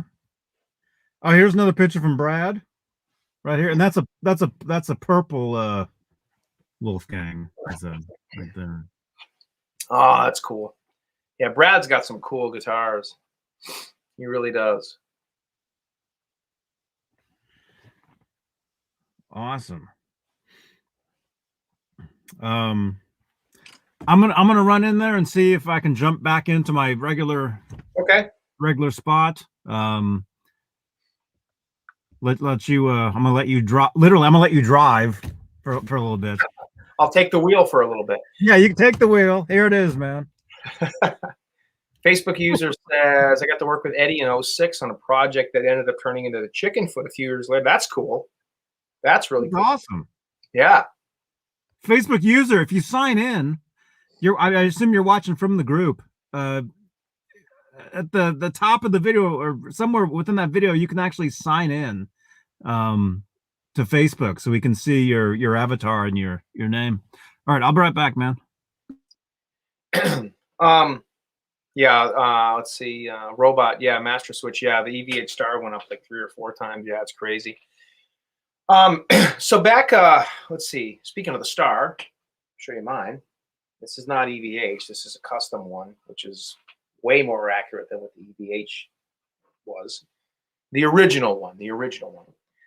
So back 7 or 8 years ago, I'm sure this guy's not watching, but a good friend of mine, Brian Beckwith, who, if you guys follow on Facebook or Instagram, he's a big Van Halen fan. He lives in Massachusetts, in the Boston area. A good friend of mine, known him for years. We actually met up at the at the 2015 show they did in Hartford, Connecticut. My ex and I went down to see the show, met up with him, and it was cool. But prior to that show, before the EVH line released their version of the Star guitar, I was wanting one of these. So this would have been back 2000, maybe 14, early 2014. I had K&E make me a body, and I got some. Nobody would do the necks at the time because it's a Dan Electro neck. So unless you could find a real Dan Electro, which were real expensive, nobody was doing those necks. Locke Custom Guitars, Chris Locke wasn't really in formulation yet, so he wasn't doing them, or at least not, doing like these ones. So I actually found this Chinese company, and I ordered a neck, and they did it. They did it, and they sent it over, and it was great. So I painted the body, and it came out great, and put the neck on and put it all together, and it was one of my main guitars, and it looked pretty much just like this, except the back on that one wasn't as accurate as this one because we didn't know what the back looked like at the time. I knew that it said Ubob too, but I didn't know anything else, and it was a great guitar. And I loved it, and I got pictures of it, and played great and everything. 2015 comes along, and I saw Eddie live, and he played the EVH version of the guitar, and I was like, oh man, I got to get the EVH version. So Brian, my friend, ended up getting my original one. He still has it, and I had the EVH one for a while. So I liked it, but I was always, as the years go on, my passion in building and collecting these things is I love the EVH guitars, but I like the EVH signature guitars more. All the Stripe guitars, I like them to be as accurate as what Eddie's originals were. And that's not a slam against any of the Stripe series stuff. It's like I prefer the original stuff. I just like that. So that's what my builds pretty much are. So Chris Hubbard ended up getting my EVH series, and Chris Locke actually built this body for him. It's a Locke custom shop body and a Locke custom shop neck, and it is just badass. Great neck, plays great, feels great, like Miller Lite, tastes great, is great, whatever. So when I got it, I was kind of in the mode of, I'll show you guys. what I was thinking. I gotta find the magazine here. It takes me forever to find the stuff. Here it is. I kind of wanted to go with this style. Sorry, I'm taking up the whole screen. Yeah, I know. Johnny's like, why would Hang on. Hang on, let me remove one of me. There we go. I kind of wanted to go with this style, guys. And you'll see the original star right here. It's white. And it's got a little knob on it right here. What Eddie did is he screwed a hole in there and there's a little bar sticking out. What that was for, a lot of people don't know, he had one on the Bumblebee too. The Bumblebee has one. And what that was, when he was jumping around, it would keep the bar from swinging around. So it would hit that knob and it would stop the bar from swinging. And he didn't keep them on his guitars very long. He eventually just started letting them swing. But this guitar originally had a Strat style neck on it, not the Dan Electro neck that he has here, which he had on numerous guitars. Had a Strat style neck because it was a Charvel Star and had a Charvel Strat style neck on it. We took that neck off and he put this one on. And back actually in 1979, he was playing this guitar with the Strat style neck on it in white. Then he put the Dano neck on it. So anyways, this is kind of what I was going for. I was going for that style of this guitar. So I painted it white, and I had it in a white condition pretty much for the last probably year and a half or so. And my game plan was I always knew I was going to paint it like this eventually. So I just kind of wanted to do what Eddie did. I kind of wanted to have it white for a little while, and then when I got sick of it, I was going to paint it like this. So a week and a half ago, I finally was like, all right, I had a couple of days off. I'm going to knock it out. We were getting a snowstorm. So I sat down, and for the second time in my life, I painted a star. And I've been painting Van Halen guitars for well over 20 years, and like I've said before, I've handed the torch off to the Nick Amendolas, the kids, and the Chris Hubbards and those guys, all those guys. I've handed the torch off because I don't have the patience to do them, although I've done a few of these here. Every once in a while, I get in the mood. And this one is a bitch to paint because, or to stripe, I should say, because you got to put the tape down, you got to take a razor blade, you got to cut out all little shapes, and it's just a total royal pain in the ass. When it's not just like laying a tape on like a Kramer guitar and then spraying it and pulling it off. There's so much more involved. So basically, I sat down, it took me 5.5 hours to stripe this thing up. Just stripe it because it was already white. And then I painted it. And I think it came out pretty cool. Came out pretty exact. I mean, you know, maybe a little bit in here might be a little bit off, but for the most part, it's pretty close.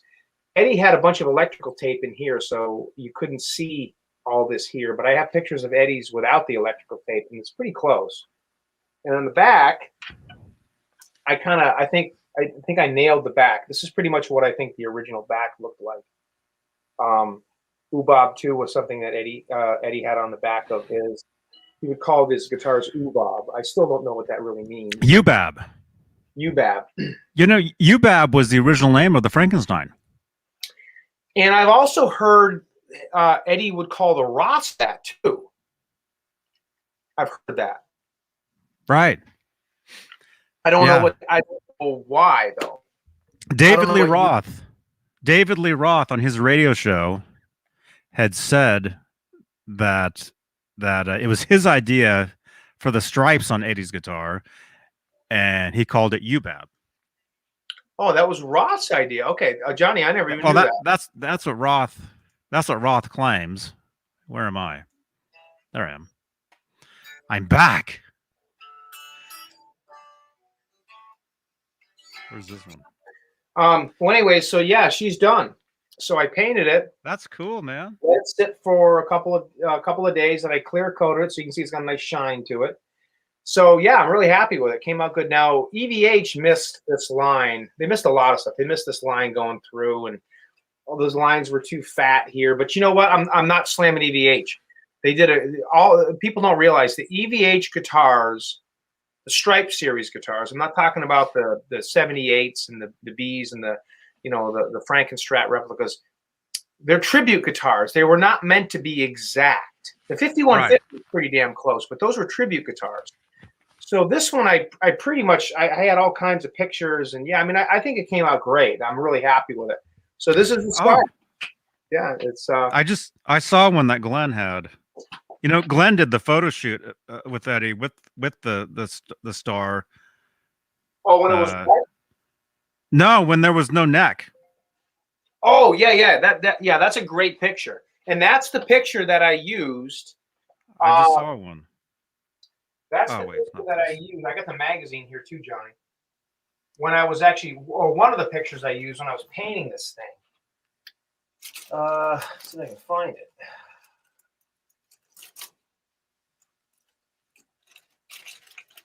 It's so funny. I got all these magazines. It takes me forever to find them. But... I know. We're always looking at stuff. Like, oh my gosh. Here it is. That one. That one? Yeah, I see it.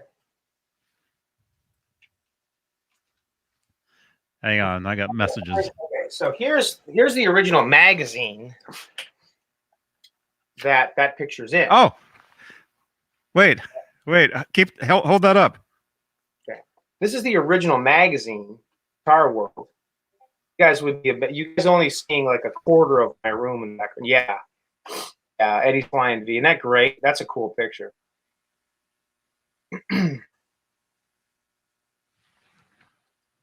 Wait, hold on. I'm gonna do the Steve Anderson. I love Steve. Great guy. There's another one. Oh, that's cool. That's pretty cool. Where the hell is that picture? Here it is. So this is the picture that I actually used. This is from 1984. It's Eddie. Yeah, that one. Yeah. And you guys can see the neck is off the guitar. All the hardware is out. And that's one of the pictures I used when I did this one. Now, Johnny, where is that body now? Is that still at 5150? I would assume. Because we never saw that guitar ever make another appearance. As far as I know. We didn't see that make an appearance. Actually. So I'm going to show you guys. Glenn, are you still watching? I'm going to show you guys what goes into actually painting some of these guitars, how painstaking the process is, because I'm going to show you guys the pictures that I use. Dude, look at this one. Yeah, that's cool. Yeah, that's pretty neat. I love the strap, the rainbow strap. So as a painter, as a builder, and you're sitting down and at my kitchen table, I got, you know, pots and pots and pots of coffee going on. Yeah, I love that's a cool picture. Yeah, that's the Holy Grail, Kramer. When you sit down, you paint these guitars. There's so much that goes into it, and you got to be in the right mindset. Like I said, this one took me 5.5 hours. It's that photo shoot. Yeah, other Guitar World. So here's some of the pictures I used. These are the pictures I used when I painted this thing. I use this one. These are all photocopies. I use that one. Here's the one that Johnny and I were showing. So I spread all these out all over my table, and you go back and forth, and you just keep looking at them. Here's one from the Cradle. Was it in Cradle Rock? I think video they did. You can see Eddie holding it. You can see the part of the side underneath of it. They're lip syncing. Yep. Here's a picture of the back. Bob 2 went off of that. Another one. So I got all these lined out, and it's just you got to look at it from every single angle. You can see here. There's another one. You know, so I'm going over all of this. Here's another one from the video. You know, so you get an idea how things look. Here's one off the internet. some guy did. It's not the real one, but that's what I went off of because I think it's pretty accurate. You know, here. So this is what you do when you build these guitars and you sit down and you're striping them, and you know. So I have this whole folder of over the last 20 something years, all these pictures of Eddie's guitars, of how I've painted these things when I've done them, and I'm not going to go through everything, but I'll just show you. You know, here's the 918V. Here, these are real. These are the real guitars. Here's the real 918V. Here's the 918V headstock, the real one. I mean, so it's you pretty much go through these processes of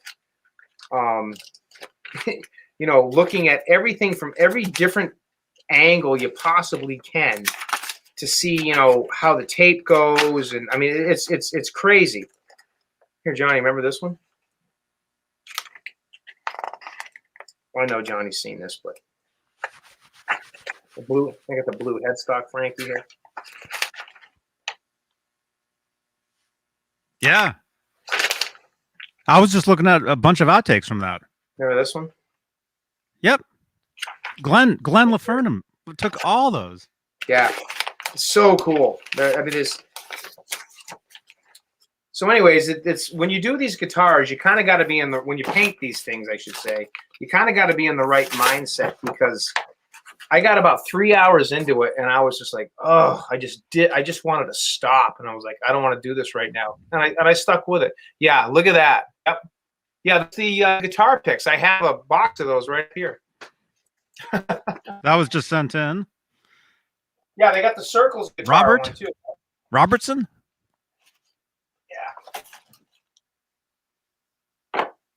Yeah, they got the Circles one, the Circle guitar, Unchained guitar box too. I'm getting the 5150 picks. I'm getting some of those. Oh, nice! I can't wait to see it. Rob, you could do a Flying V Carina. Yeah, that would be a fun one to do. That would be a fun one to do. Here's another picture from the group, man. I don't know where these. I don't know how these guys get these pictures, man. Well, look at that. That's cool. Eddie's storming around with the. He's like 2 years old there. Yeah. Or something. That is cool. That is neat. Yeah, I don't know where people get those. How did these guys? It's amazing. These pictures. Bo says, Rob, do you have the PV Wolfgang at Wolf Play on stage when he was a little kid? The striped one? I used to have one. I don't anymore, but I'm going to show you mine that I painted myself. It was a white special. I'll probably do another one sometime. I don't have one now, but I'll show you the one that I did do. It's funny that I have the picture handy because I was just showing a friend of mine the other day, because he actually asked me if I'd do one for him, and I'm like, I just don't have the time right now to do it, but because it does take a lot of work. So here's mine. This was the one that I painted. PV Wolfgang special, just like Eddie's.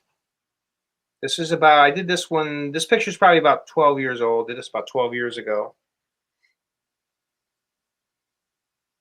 And it's spot on to what Eddie's was. Yeah. So here's one you guys maybe haven't seen. Ever gonna see this one? Johnny, you ever see this one? Yeah. That's yeah. I've seen the picture of that. Yeah. Yeah. But yeah, so I don't have one now, but I did do one. And one of these days I'll probably do another one. There's the picks. Right, yes, there. Those are the 5150 stripe picks. Yeah, those are cool. Those look really cool, man. Look at that. You can get these on Sweetwater right now. Yeah, those are cool.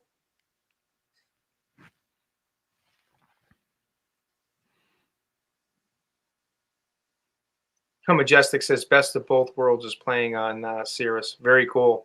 I love that song. Awesome.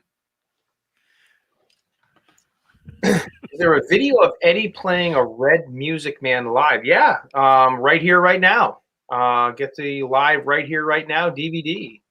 You can see pictures of Eddie playing a Red Music Man along with the amber one. It cuts back and forth, but he's playing a red one various times. Mm-hmm. I mean, you can see that right on YouTube. Yeah, because remember, if you listen to the audio, like his guitar like messed up in the beginning of the actual show that most of that was from. Right. So he probably switched to that red guitar. Yeah, for that actual yeah, and video. didn't he play one at the Steve Moore, the Albert Lee NAMM show? He played the red one too. I think he did, didn't he? I think they played 2 shows. I think there was like a warm up, and then there was the actual show. During the actual show, he's playing his regular one. But there was the photo shoot. There was a photo shoot of him holding the red guitar. Okay. For the cover of the Musician magazine. He's holding the red. Like, where's the poster? Anybody that's just tuning in, I just found this. I mean, I've had this for years, but I just happened to find this again. Autographed Music Man poster to Mike. I bought this off a guy named Mike 20 something years ago. That is so cool. He was there. He got it signed. But yeah, that guitar.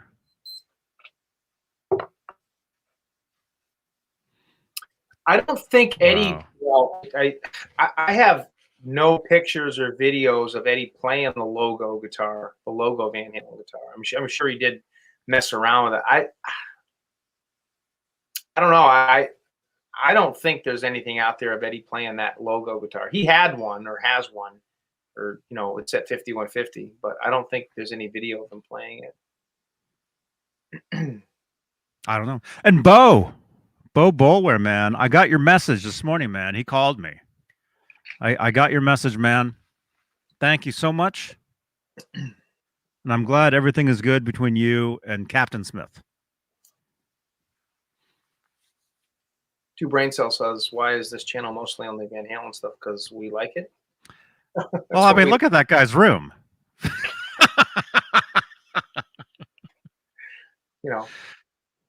That's how we know each other.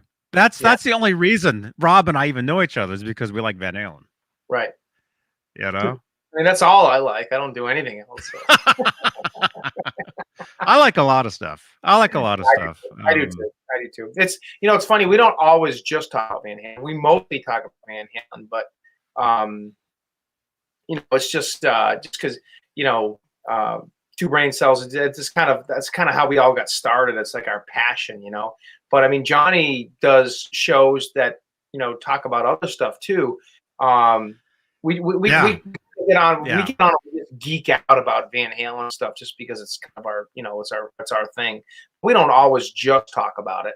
But tonight pretty much we're just going to get on and kind of just geek out on Van Halen stuff. But that's kind of why. Yeah, and we grew up listening to Van Halen, collecting the magazines, the everything, and it's something we know. I mean, we know between him and I and a few other people, we know a lot of stuff about the band, about the guitars. Yeah. But I mean, honestly, and to get to Two Brain Cells' point, I mean, it is kind of fun sometimes to talk about other stuff too, because I mean, like anything else, I mean, I get Van Halen'd out sometimes too. It's like, okay, let's talk about some different artists. Let's talk about some different guitars. Honestly, to get to his point, I didn't pull this guitar down yet, but this is my George Lynch Tiger Stripe guitar. Relic. It's you can tell it's all checked. And everything. Wow! It's a great guitar. Nick Amendolara built this. Great guitar. I love it. Lock body. It's all done exactly Charvel style, and So we kind of branch off a little bit here and there. A cool picture, yeah. He says, I was young when Van Halen was on top of the world. Great song, by the way. Yeah, yeah, it's pretty cool though. Those were the days, man. I mean, Rob and I, yeah, we knew each other when Van Halen was still, they did a few tours, after we met, but there was nothing like the late '80s. Talking about, Rob and I, we're huge. We both got into, well, myself, I got into Van Halen when Sammy joined, really. So Yeah, I grew up on the 5150 album, 0812, Carnal Knowledge, but there was nothing like back in the day. Like, let's say during Carnal Knowledge, right here, right now, right. there was nothing like. You'd go to the store, you'd get a magazine, Hit Parader or something, with like one new picture in it that might be from like 3 months ago, but it's new. Yeah, Now with the internet, it's instant. everything's right there. Like that picture of Cody was just posted today. Yeah, it's Or like funny. Wolfgang Van Halen Wolfgang just tweeted a couple minutes ago. So everything's instant now. But back in the day, you had to wait. You had to, yeah, and that's the thing. I mean, You had to wait for stuff. and with building the guitar stuff too, it's so much. Well, nothing's easy. I mean, it's hard. It's an art and all that, 100%. But I was just talking to a friend of mine about this the other day. It's Yeah. when I started doing this stuff, the internet was just kind of coming out, but there wasn't all this stuff on. You didn't have all those pictures. I mean, you had to like scour through magazines and look, like it was so much harder to make these guitars back then. But now, Hold that guitar up again. Somebody just sent me a text to that phone number down below. Again, anybody can text me at that number. They're like, "Don't you have a picture of Eddie playing one of those guitars?" I'm like, "Yeah, I forgot." that's cool. That is cool. I've never seen that one. That's awesome. Johnny, you got to send me that. You got to text me that. I got to have that picture just because that is cool. You'll mod your guitar. That is cool. I got to have that. It's got like some switches on there and stuff. That is so cool. It's probably at a NAMM show. Probably. Yeah. Okay. I'll remember. I'll send that to you right now. Send me that because I would love to have that because, like I said, this guitar is something I definitely wanted to have because I was always a big fan of this guitar. Yeah, pretty cool. Mm-hmm. And again, a lot of these pictures are in my Van Halen group on Facebook. So make sure you join. Make sure you guys join the group. Here it is.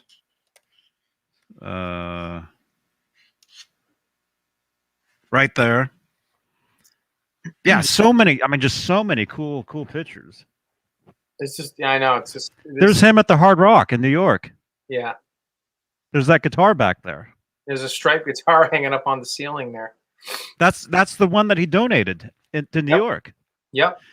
And there he is in front of it, taking a picture. Yeah, that's awesome. That's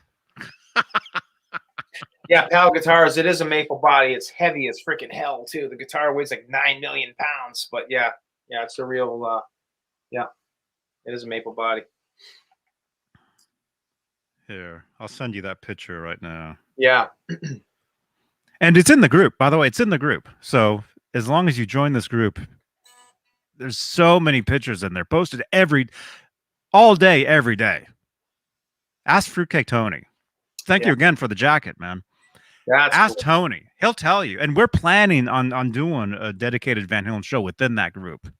I know I've been saying it for months, but we can't go live with the same technology that we do on YouTube to do it within that group to actually get the audience, because we got like 20,000 people in there. Did George Lynch sell his original Tiger Stripe guitar? Not that I know of. I mean, unless it happened somewhat recently, I think he still has it. He did a video maybe a handful of years ago. It's on YouTube where he's actually talking about this guitar and had a bullet hole through the back. He was driving downtown LA. Oh my gosh. I think he still has it. Unless unless something's happened since then. I think he still has it. Where's Eddie's original Frankenstrat now that he's passed? It's at 5150. It was at the Met last year on display. Now it's back at 5150. You saw it, huh? Yeah, I got to see the real one. It's cool. I got some amazing. What was that like, man? I wish I could have gone to that, man. Oh gosh, it was cool. I mean, you walk in and there it is, you know, and then you literally get right up to it. I mean, it's in glass, but it's, you know, it's 3D glass. So you can walk all around it. Hubbard and I went, and it was just the coolest thing. I mean, it was just like, wow, here's the guitar that started it all. And you're looking at it, and it looks just like one of these. It looks exactly like these. It's just the coolest thing. I mean, it's like, damn, it's cool. Did Eddie ever use different gauges or just nines? For the most part, Eddie always used nines, extra lights. He's used different gauges with different guitars, of course, through the years, depending on what song he's played. But normally for recording, and live, he would use nines. Yeah. So that's what you saw. Like yeah, that. That's it.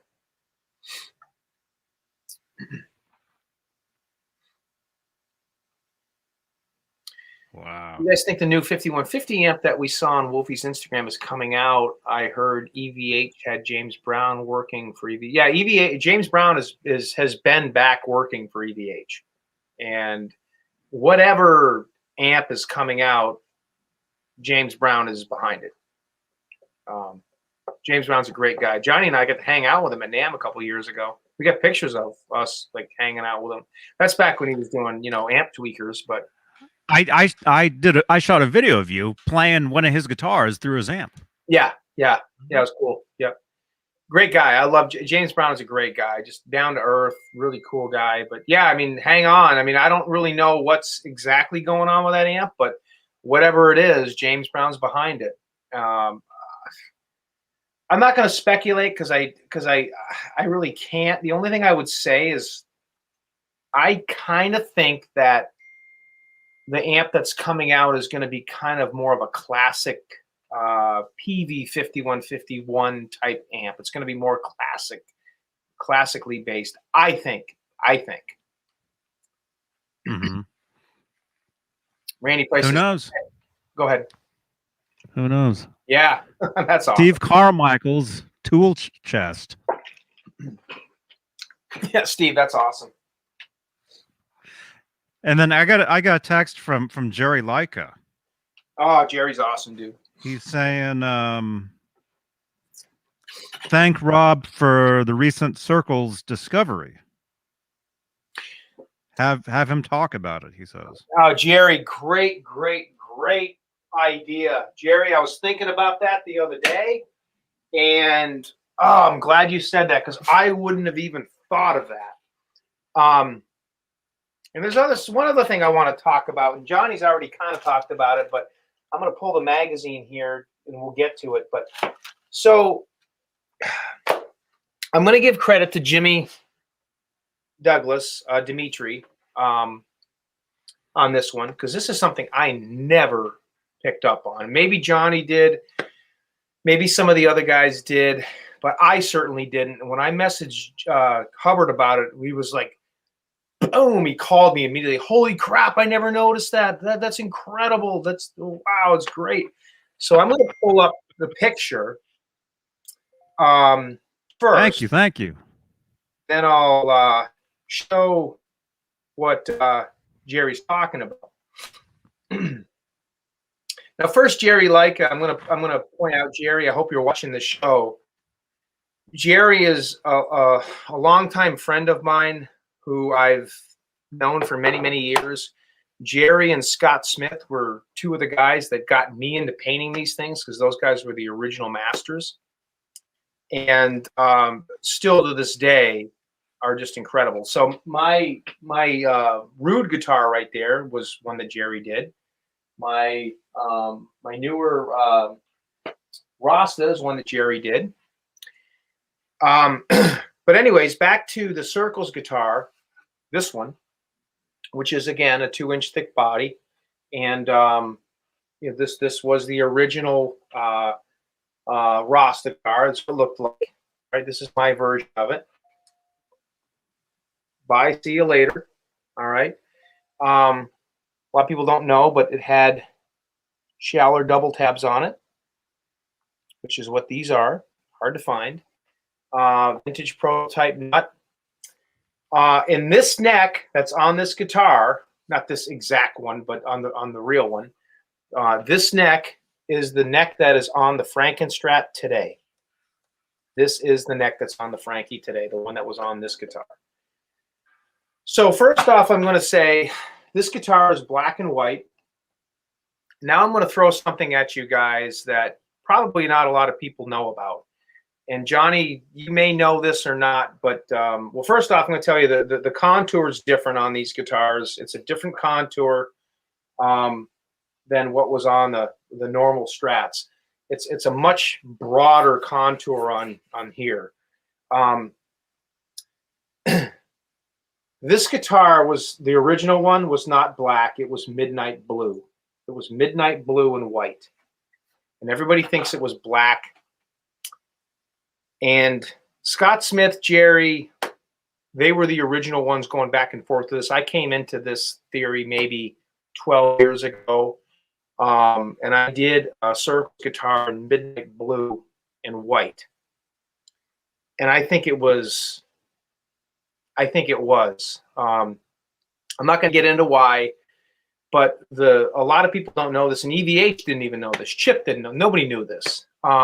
But the original Circles guitar, we believe, was actually midnight blue and white, not black. This one's black, but that's something that a lot of people never really knew about. But we got some pictures and some different theories and things like that prove that it was probably midnight blue, not black. Now, the Weird Shapes guitar was black and white, but there's some classic pictures out there that show the Weird Shapes and this one together. With Eddie sitting in his little room holding the mini Les Paul. And you can see the shade is different on this one than on that one. I believe this guitar was midnight blue and white. And I'm not the only one that feels that way, but that's just my opinion. No one will ever know that for sure. Some people say that there's pictures of the Rasta guitar that Dweezil owns now that show underneath. Actually, that paint is midnight blue, not black. But getting off of that topic for a minute, there's one bomb that it's going to go off, and I have no problem defending that, but that's what I believe. I do believe it was midnight blue, not black. So somebody sent me this picture a couple of weeks ago.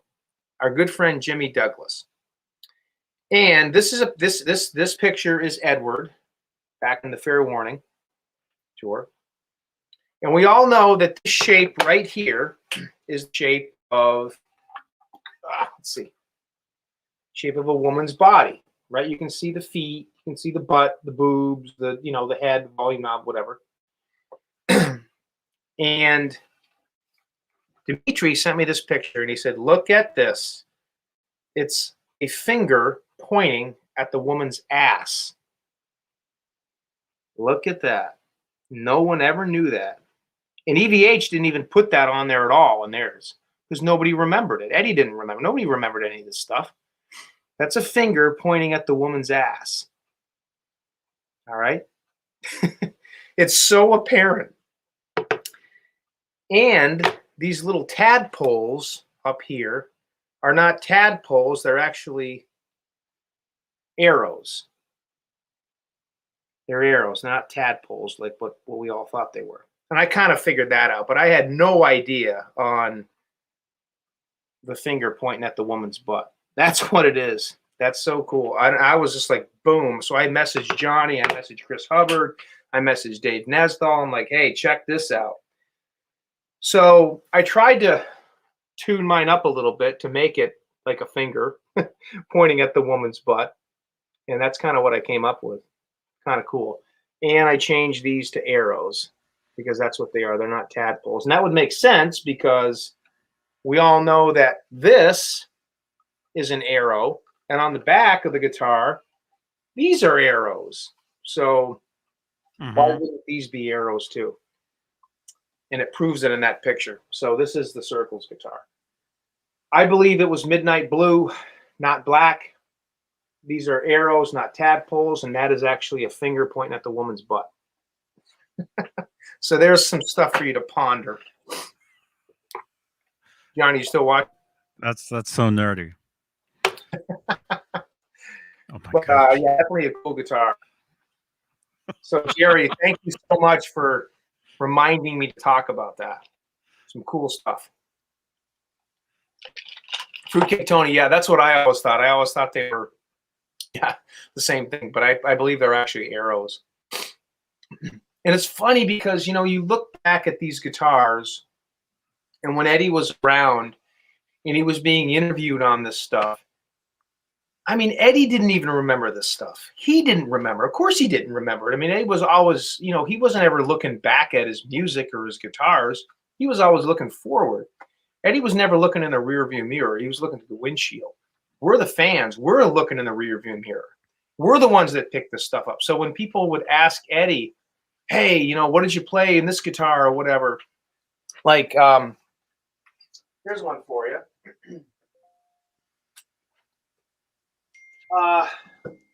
Brad, you still watching?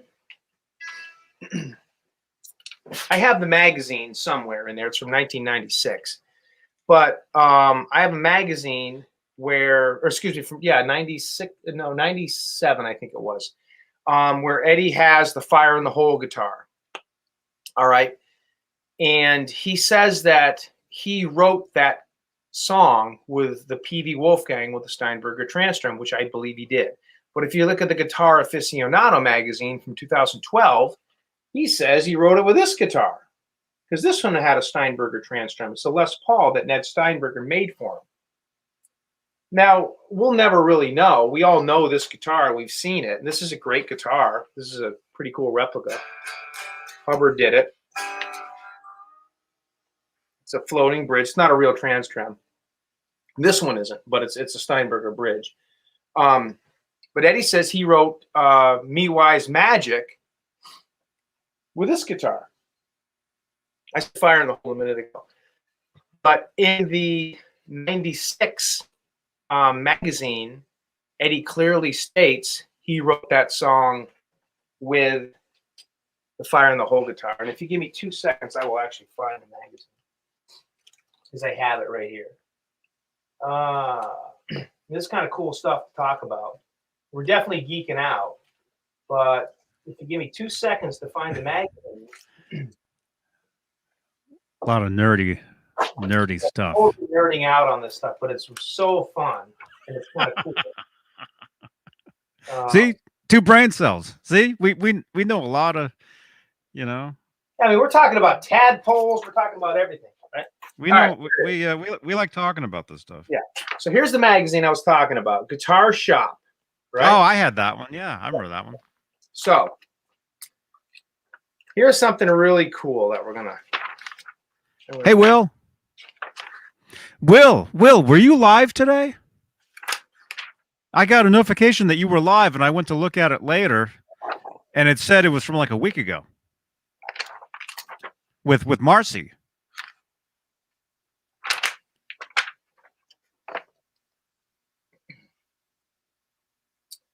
All right. All right, here we go. 1996, Edward Van Halen talks. Yeah, I remember that one. Ed tipped us off on what's next on the draft board for the Wolfgang. This is back in July of 97. You can expect to see a new lower price version made of basswood without the maple top that is just one knob for volume, which we did get. Edward has a few prototypes of the still unnamed new model, which he currently refers to as Wolfgang Jr. I have a Wolfgang Jr. that has Ned Steinberger's Transstrom in it.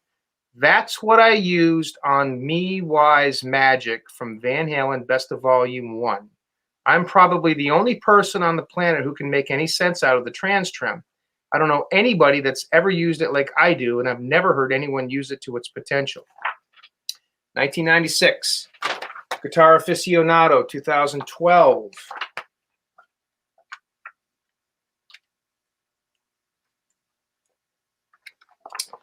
Here it is.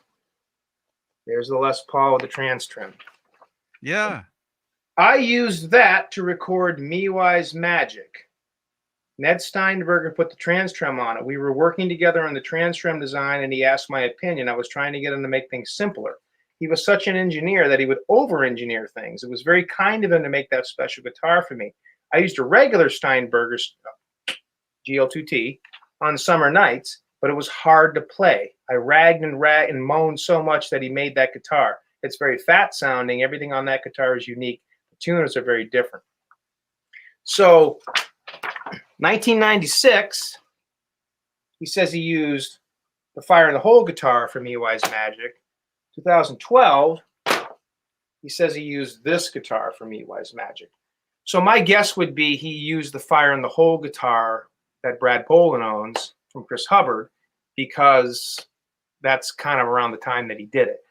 So my point being, as Eddie used to say, I think so much stuff happened over the years, you know, and Edward was always thinking ahead.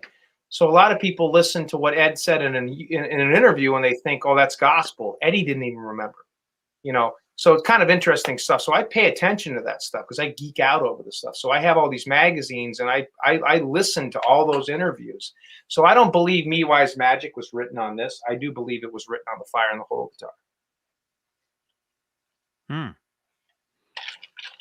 That's cool.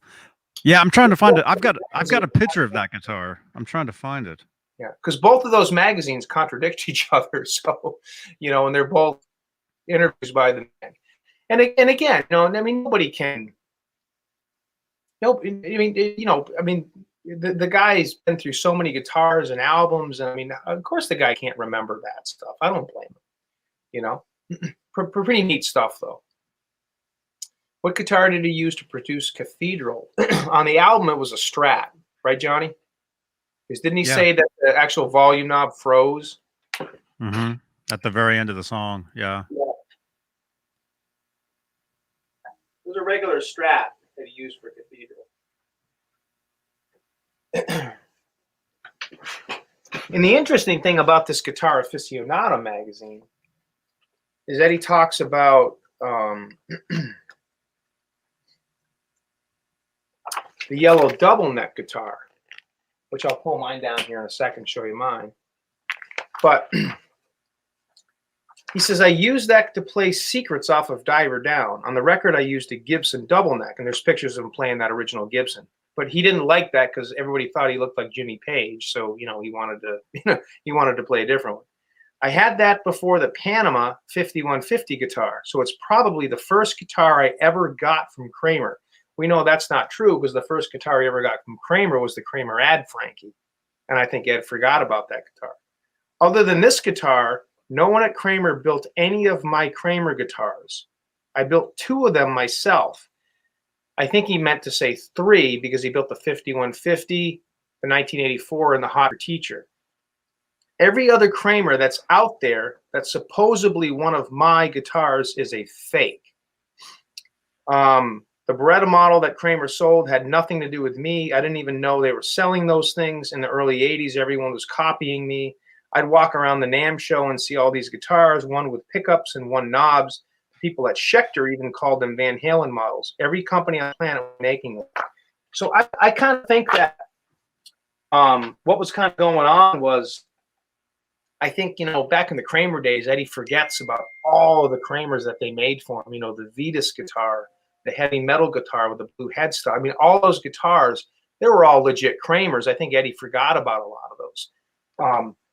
But we all know that the first guitar that Eddie ever was given by Kramer was this one. It was the Kramer Ad Frankie.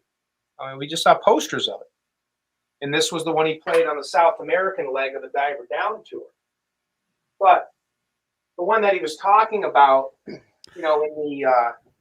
Somebody just sent me a text saying...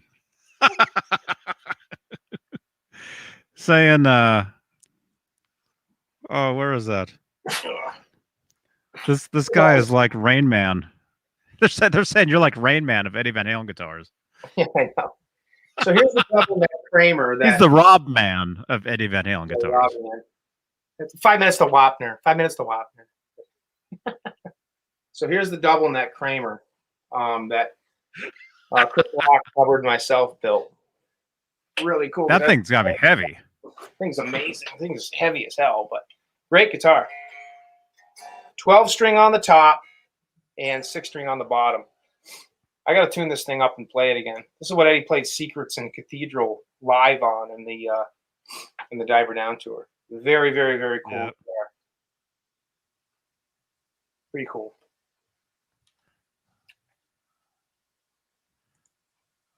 My gosh. Neat stuff. How many thumbs ups do we have? We should have a ton tonight. We've been on for like 2 hours, 2.5 hours. Well, 2 hours, 20 minutes. Thumbs up tonight. Leave a thumbs up, and again, subscribe if you like Eddie Van Halen guitars. If you like guitars in general, if you like rock music. You ever seen this picture, Rob? Hold on, I'm just putting this thing back. It's taking me forever. Do you have a case for that guitar? No, it's just mounted on the wall, but Technically, is that 2 guitars? Or is it 1 guitar? Those double guitars. It's like one of those double guitars. Those double guitars, as Steve from Boston would say. Well, that Automan said that. That's Automan from The Simpsons that said that. Oh, okay. Yeah. That's where he got that. You ever see this? No. What? Who's that? What guitar is that other one? It's a Huffer Teacher? That's Rudy holding the Hoffer Teacher. Oh, that's a cool picture. No, I've never seen that one. That's backstage in the '84 tour, warming up. Kay says, do you possess the EVH mini guitar? Which one are you talking about? The little mini Les Paul? Or are you talking about the little Hot for Teacher guitar? In which case, I do have both of those. Yeah, that's a cool pick. That's that new guitar that Jimmy was playing. Music Therapy, what's up? Yeah, that's a cool guitar. Music Therapy. What's up, man? Yeah, Fruitcake Tony, you're one of the few that got to see Ed play the actual Page double neck, because he didn't do that very often. He did it in the beginning of the tour. That's pretty cool.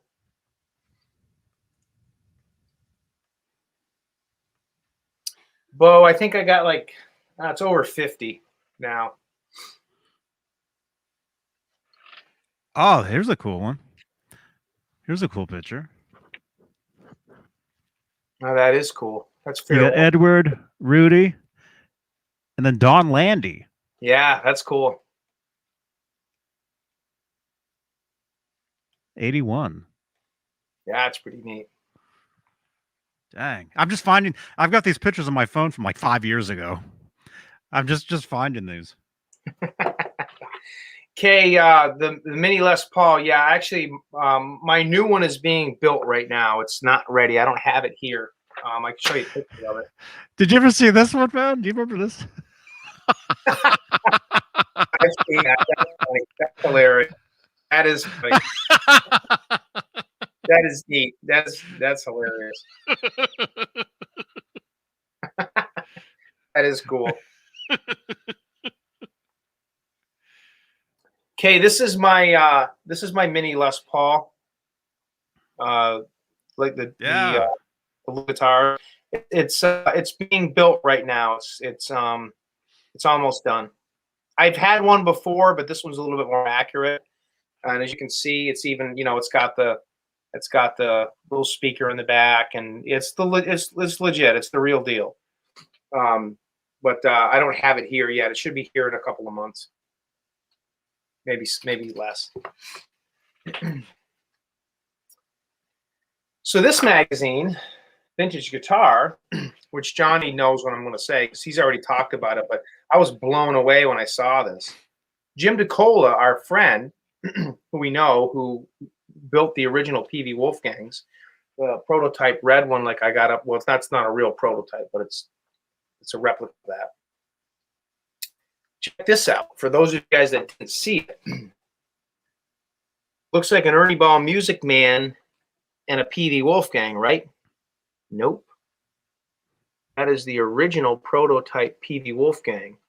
They cut a Music Man body just to show it to Ed, and that's the neck that they had on there before they came up with a scoop. And look at that neck. It's got the red scoop like what was on Ed's red one with a prototype body. So the first body that they actually made from PV was a Music Man clone. And there it is. Yeah, that's awesome. That is pretty freaking badass. And I didn't even know that until I saw this magazine. I was like, what?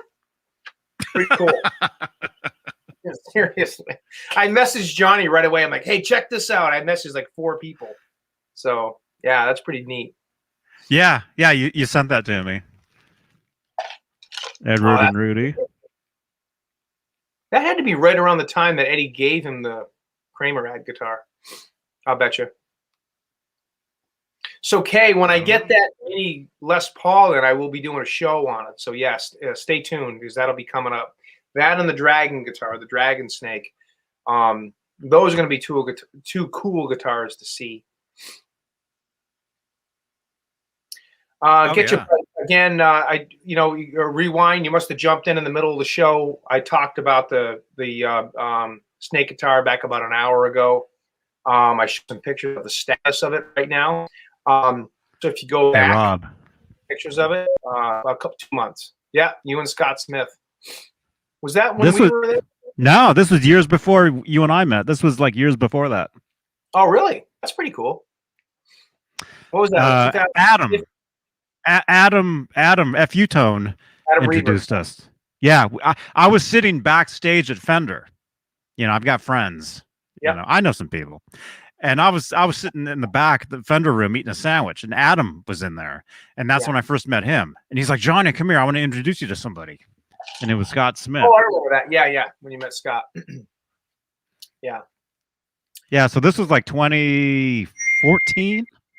Oh, that's you. Thank goodness. Yeah. 2014, 15, 16, somewhere. Yeah. That's pretty cool. I remember you telling me when you met Scott. Yeah. Chris Hubbard and I were, Johnny and I have known Scott for years. I've known 2016. Scott. Okay. I'm looking at the picture, 2016. I've known Scott for these 25, 26 years. There's Chip. Yeah, Johnny and Chip, great guy. I've never met Chip. I've never had a chance to meet Chip. I'd love to though. We're good friends. Him and his wife. Yeah. Chris Hubbard and I went out to Scott Smith's house back in 2019 and hung out. Now, you guys think I got a guitar collection? Scott Smith's is about 5 times mine. Scott's, he's the guy that I learned from. A great, dear friend of mine. Knew Eddie very well. Scott helped me a lot with stuff over the years. Just a great guy.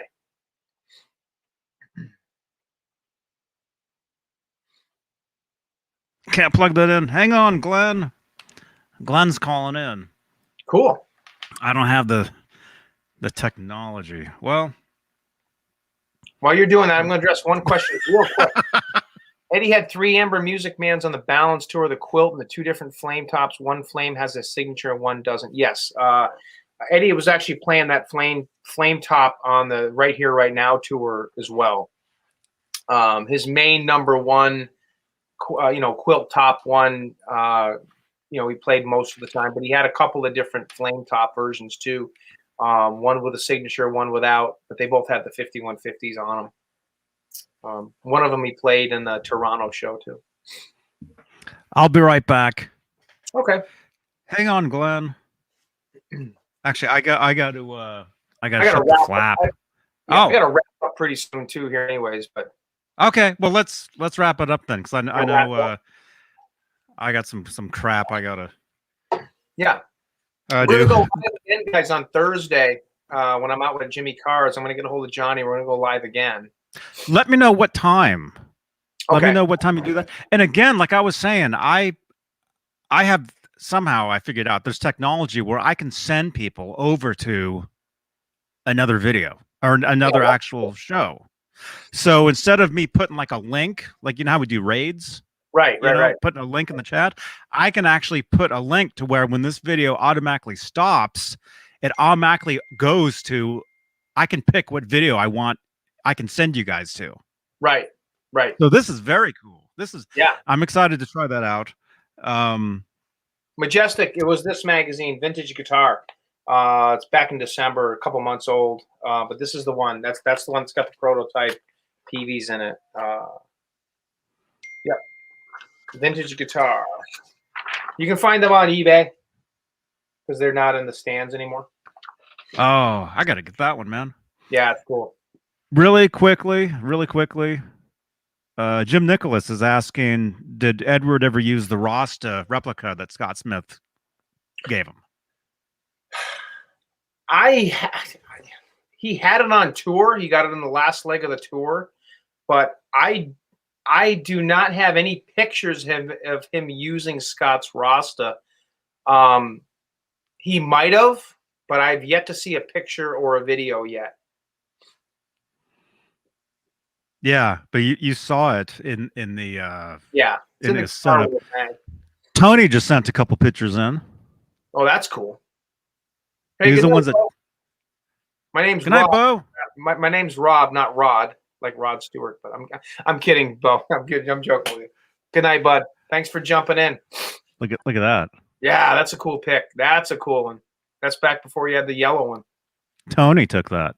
Fruitcake Tony. Again, thank you for that jacket that you sent me, man. Oh, awesome, dude. Thank you so much. There's Tony right there. Make sure you guys subscribe to Fruitcake Tony. He's an awesome dude. Yeah. And like I said, we're planning on doing a Van Halen show within my Facebook group at some point. We just got to do it. All right. I'm getting a million text messages. I think that one's blowing up too. I'm getting a million text messages. Here's one somebody just sent in.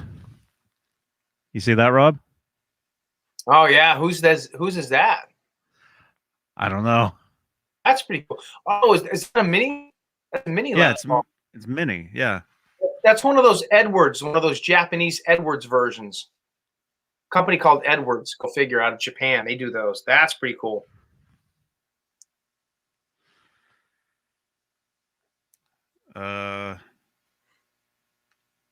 Okay. Thank you, everybody, for sending in the text messages. Again, send us some selfies. Send us like a selfie or take a picture of the screen. You know, send. I like to post these within here like this. Send us some pictures of you guys watching. You know, stuff like that. You know, I like to use them and post them within Twitter. Twitter fleets, Instagram stories.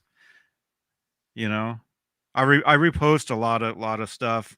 I repost a lot of Rob's stuff. Rob posted some stuff today. Yep.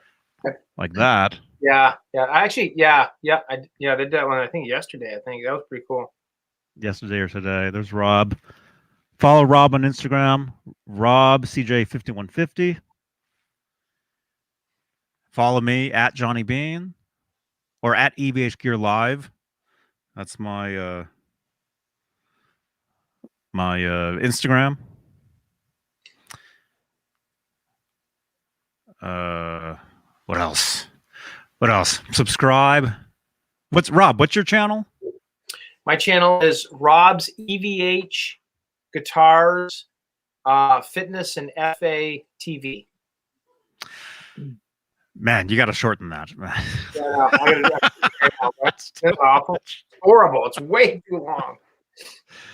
Just can you do just Rob 5150? Yeah, I should just do Rob 5150. I know, right? Yeah, it's got to be easy.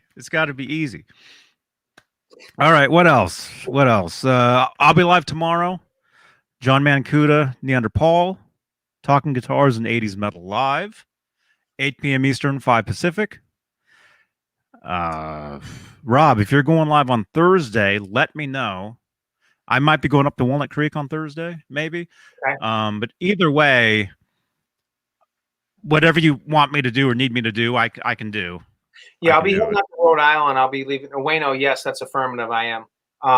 I will be leaving here probably around 10ish. I should be in Rhode Island by around 11:30 or 12 at Jimmy's place.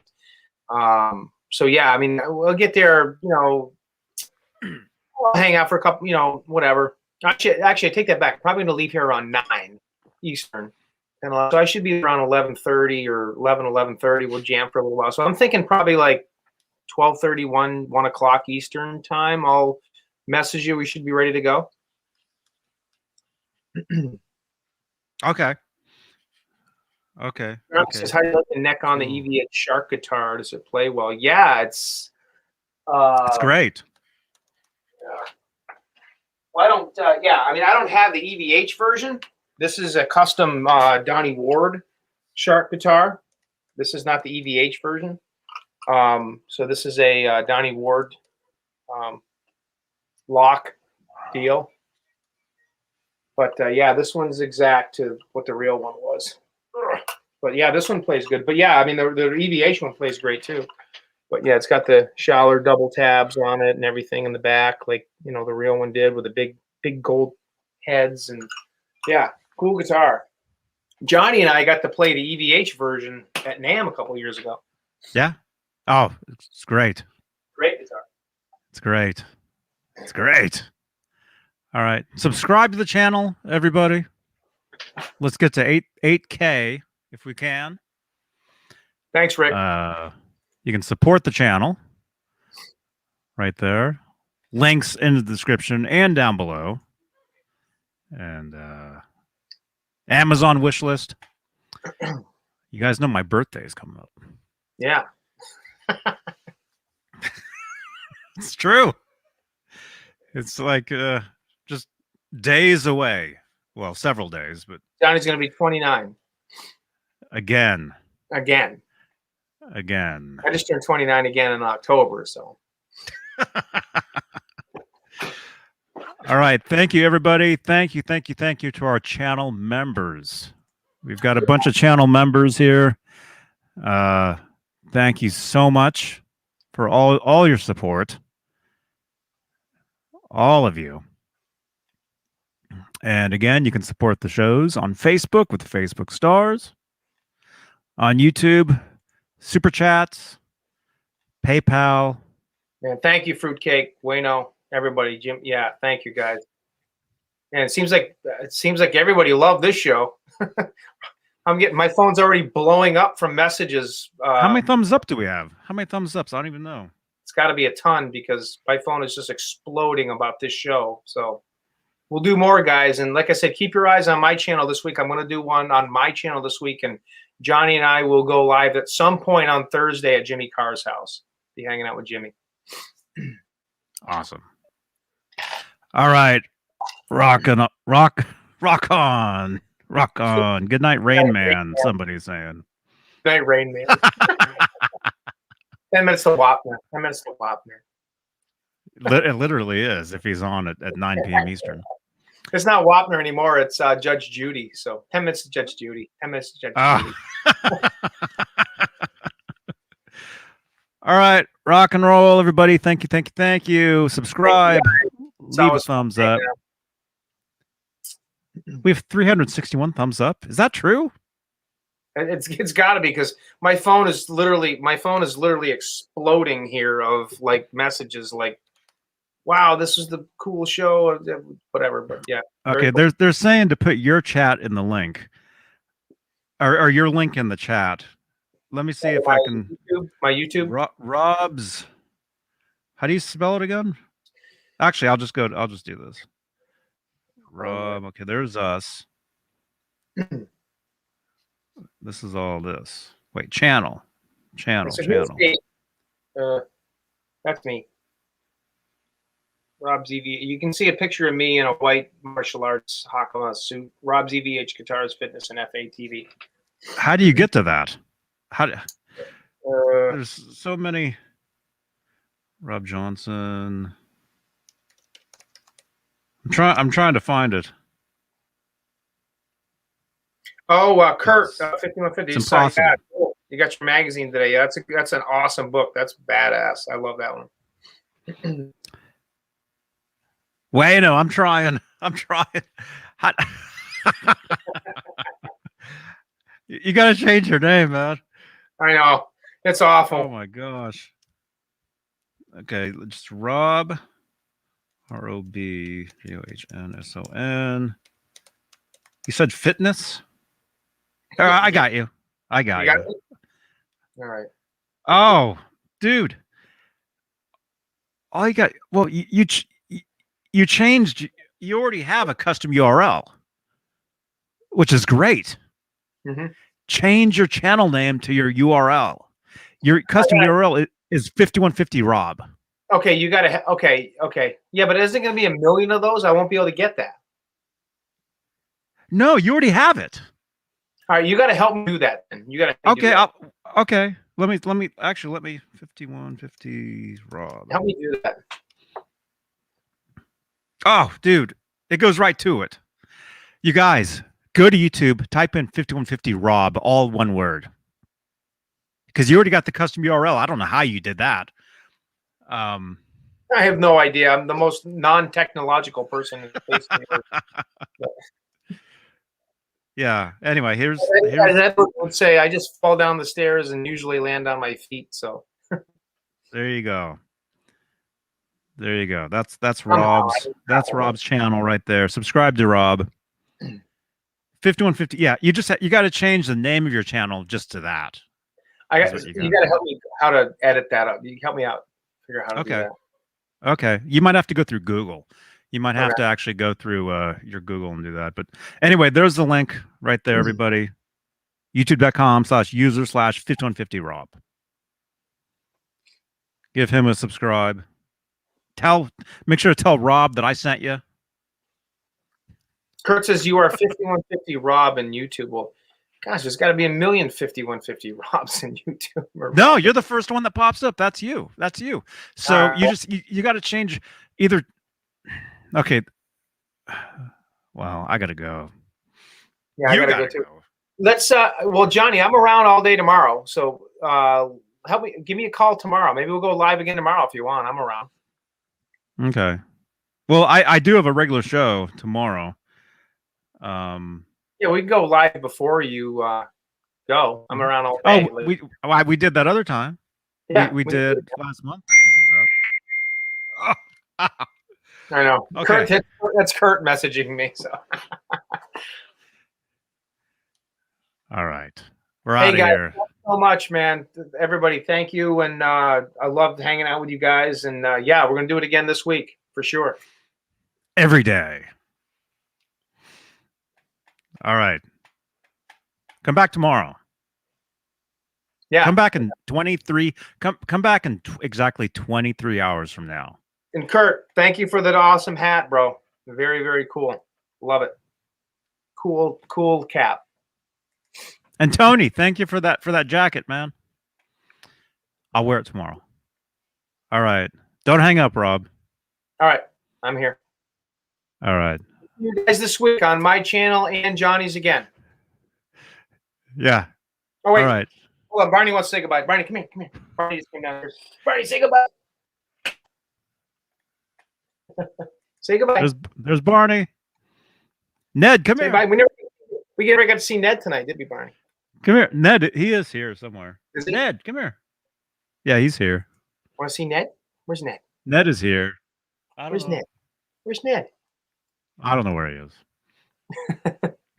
Brad Cook, good to see you, man. Brad, jump on with us sometime, man. Yeah, Brad, definitely. I watch you on with Fender Guru, man. All right. Yeah, Brad. We're leaving now. I promise. Thanks, guys. Johnny Beane. JohnnyBeane.com. Check it out. Good night. Night, guys.